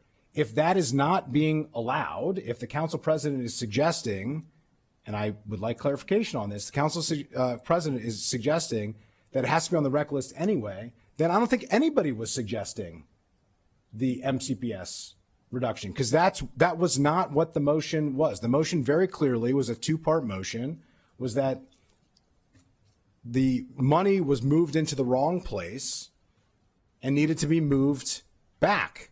If that is not allowed and has to be on the rec list anyway, then the MCPS cut shouldn't be there. I agree with that, and I would support the motion. Or I think the council president is just saying that you're not going to allow the motion and just don't allow it. Let the council president speak. I'm gonna jump in right now, and just so we can end this. And I thank you for the comments, and I can feel the frustration because, and honestly, I don't like when I have to say anything to criticize the county executive. Believe it or not, I don't enjoy it. But this is another reason why I have to, again, this whole mess came from that office, okay? So this is simple. If this is a program that has been going on for years, it obviously should have been going to the base. It goes to the base, but that's not today's discussion. Today's discussion has nothing to do with HHS because that's where the program is. On Thursday, we'll deal with that. Today, we are only dealing with removing this item from the MCPS budget because it shouldn't have been there. Okay, so no, as removing it, yes. So I think the motion was clear and it has been second. Do you need to speak again, council member? No, I think, okay, so we have a motion in a second, and then we talk about placing it on the base budget on Thursday with HHS. All those in favor, please raise your hand. It passed unanimously. Thank you, council member Mick. You know, I've never been in that school, and now I'm gonna have to, just because of this. We're gonna continue. Next I have council member Kate Stewart. I feel like the moment has passed a little bit. That detour we took for the Saturday school, but I appreciate the clarification. I just want to, and I won't take long because it's been a long day, and I know you all have had very long days. I do want to go back to and just thank Councilmember Evans for her remarks and her thoughtfulness. And that's what it's going to take, and it's going to take collaboration. The truth is that when we look at our reconciliation list right now and we look at the gap we have, there aren't enough reductions to take. Like, it's not there in what we can take. And so we need to work together to figure out how we're going to piece this together. We've done that in the past, and I know we can do it again this year. And the thing about each year, it does get tougher and tougher. And unfortunately, the unknowns, we thought last year was rough and a lot of unknowns. But what our community is also facing this year are a lot of unknowns. And we know, and one of the reasons we've all said, and I think Councilmember Balcom said it best, that the council did not move forward with the county executive's property tax increase because we have heard loud and clear from residents about what they're facing right now with gas prices, with rents, with their mortgages and everything else. We honestly had folks sit before us or call our office who say, please don't raise property taxes, but please fully fund the schools and fully fund all the other asks. And they will admit, we know that's impossible, but this is what we want you to do. And so I think, today is Tuesday. We have a number of days left to figure this out. And I just wanted to say I appreciate my colleagues and MCPS and the school board and all the work that we need to do over the next couple of days. But I am just a little concerned as I look at those numbers of where we are going to be able to come together. And so I just wanted to say I really appreciate it, and again, appreciate our staff, and want to keep the conversation going on figuring out how we meet all the needs of our community right now. So thank you. Thank you. Next, I have Councilmember Subuja Wando, then Glass, and then I'm going to go back to Councilmember Lori Sells. Go ahead. Thank you, Madam President. I appreciate comments of all my colleagues and Councilmember Stewart getting us back on track for the main discussion here, and appreciate your comments. I want to make a couple comments and then ask just one question of the superintendent, and then I'll be done. I agree this is difficult. It's one of the reasons I think what is, as far as history I've been able to look, an unprecedented move of suggesting $70 million in cuts to other government agencies that are not MCPS. And I also suggested a $30 million reduction, which is not without pain, to MCPS. And to try to avoid, in addition to some other items that colleagues I know probably don't agree with or don't like, and using reserves and OPEB and a number of things to get to a budget that doesn't raise property taxes. And that's fine. We don't have to agree on every item. I did it in large part to show I do think it's possible to fund the core services, to honor the contracts, to support our nonprofits, to support our school system, to support our most vulnerable without raising the property tax. Now, is that going to be a solution we can do every year? No. We have things we have to do going forward, and we've gone through this process. We're on day 2, where I have been making motions to reduce things from the budget that are based on that list. Some have passed, some have come up, some have not worked out, and I hope we can continue. There's some big ones still coming that we haven't discussed yet. But there is a path forward, and I just really I hope we can find it, because we have to. And outcomes. We talk about outcomes. We've seen improvement in some areas in reading for certain grade groups.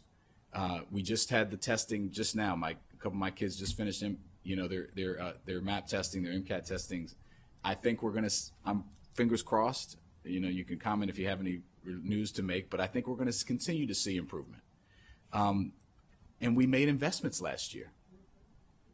And I want to thank Council President Stewart for helping those investments happen with what we did in the budget last year. We put a bunch of special educators in the schools. We did a whole bunch of other things, and it's going to pay dividends. It's not rocket science here, or it is I'm sure there's a rocket science class in MCPS somewhere, but we have to invest. And that was going to be my one question. And we have to have oversight, and we have to invest in what works. And I commend the superintendent and the school board for 2 years in a row going into the base. That has not happened. I've been on the Education Culture Committee 8 years. That has not happened in other years in that way. Reducing by 41 positions this year, and I don't know how many last year, but it was significant in the base budget. Talk the percentage of the budget. You came from Virginia, Superintendent Taylor. We talked about this. How much are we spending, right? Because this is a meta question in the return on investment. We're a little under 50% now. In Sterling, Virginia, use wherever you want. How much are they spending of their budget on education? Places we compare ourselves. Yeah, it's a little bit different. It's like comparing apples to zebras. It really is that different. In 25 years in Virginia school systems, they look very similar on the surface, but they are very different in practice. And a lot of it has to come down to classification of positions. For example, classroom touching positions in Virginia schools are included in what is called a state standards of quality, where they are state staffing standards, minimum expectations, and they are ascribed as school positions. In Maryland, they are classified, and in Montgomery County, they're classified as central office positions, which gives the appearance as though our central office is much larger than it really is. The people who actually show up to central services largely perform critical operational functions like payroll, HR, and some curriculum development support and professional learning support. but the lion's share of folks that are ascribed to central services are actually out in the field at schools. So a lot of what this looks like in application is very, very different. Some of the expectations as well tied to capital improvements are also very different. Capital improvements in Virginia are an entire local responsibility. There are no state dollars for capital improvements in Virginia, at least not beyond the lending aspect of a statewide literary fund that's used for lending. In terms of dollar to dollar, it's equitable. You look at our nearest comparison school district is Fairfax County. They spend a little less per pupil than we do, but they also have different requirements, and they also don't have the blueprint for Maryland's future. So they really are very different dynamics, both in the expenditure and on the revenue side, that generate different results. We're not wildly different. Yeah, and so I appreciate that. And these are obviously straw votes that we're taking. We're going to have to go back and figure it out. But there is a path forward. We can do this, and I think we have to do it. Thank you, Madam President.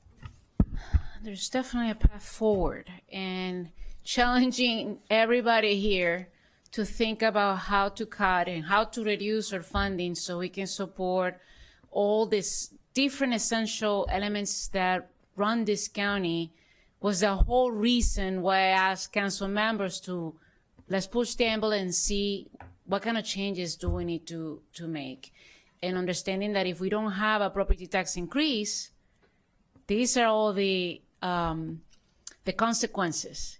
And so yes, it was not easy to put forward some suggestions so people can start thinking about these issues. And I appreciate not just those council members who put something in paper for us to discuss, but also the ones who reach out to me and wanted me to know exactly what kind of ideas they have for reductions. So it will take a village to get us through this, and we will get through this. With that, the last person I have here to speak is Council Member Lori Ann Sells. Go ahead. Thank you, Madam President, and thank you to Superintendent Taylor and the board leadership and all the stakeholders who have engaged us over the week since the county executive released his budget. This decision is no different from the decisions we've had to make every year with regards to ensuring that the folks that we are entrusting with preparing the future leaders, the folks that we're entrusting with ensuring we attract the right mix of businesses to have a robust economy, are the same people that we are asking to sacrifice being able to afford to live close to where they work so that we can balance the budget. I don't have kids in MCPS, but I know how important it is to ensure that we keep the educators that we have there, not just those in the classrooms, not just the principals, but the support staff. And those tranches that, we are going to have to make a decision on. We can't look at them as just numbers. We have to know that we are making a decision on whether we are going to have crowded classrooms, whether we are going to have educators in crowded classrooms without a paraeducator, without a support staff, doubling up on classes, not having enough time for planning. All of this is going to trickle down and erode the progress that we're making with the blueprint. So I know we have difficult decisions and a lot of items on this reconciliation list, but we have to remember that at the end of the day, this is more than just about numbers. We're trying to build a strong economy, and if we are not conscious of who we're trying to build this stable future for and the opportunities that exist when we have educators in the classroom who are passionate about the work that they're doing and who feel valued in how they are compensated for the work that they are doing. And it's not just teaching. We're asking our educators to be, check in with our students and ensure that they are socially and emotionally prepared to take on the rigors of this challenging curriculum at school. And so as we're just thinking about how to fund this budget in the next few days, I just want us to think about the frontline staff and the essential workers who are doing this work and who these cuts are going to impact the most, and ultimately our children. And so I just want to make sure that the decisions we make are ultimately going to support them. And that's all I have to say. Thank you. Thank you very much. I don't see anybody else wanting to speak.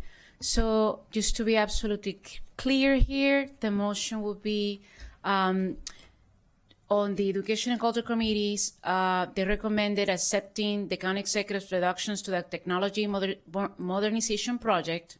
It's included there. I don't think it was mentioned, but I wanted to make sure it's on the record. The amendment that we made with the motion that Councilmember Mink stated, that we all agreed on, and then no, we do know. Hey, we know what it was. And then the committee unanimously agreed to place the full county executive recommended local funding increase of $179 million to the reconciliation list, and it will be on tranches of 10%. Okay, making sure that's absolutely clear. All those in favor, please raise your hand. And it passed unanimously. Thank you so much, and I'll see you all tomorrow. We are adjourned.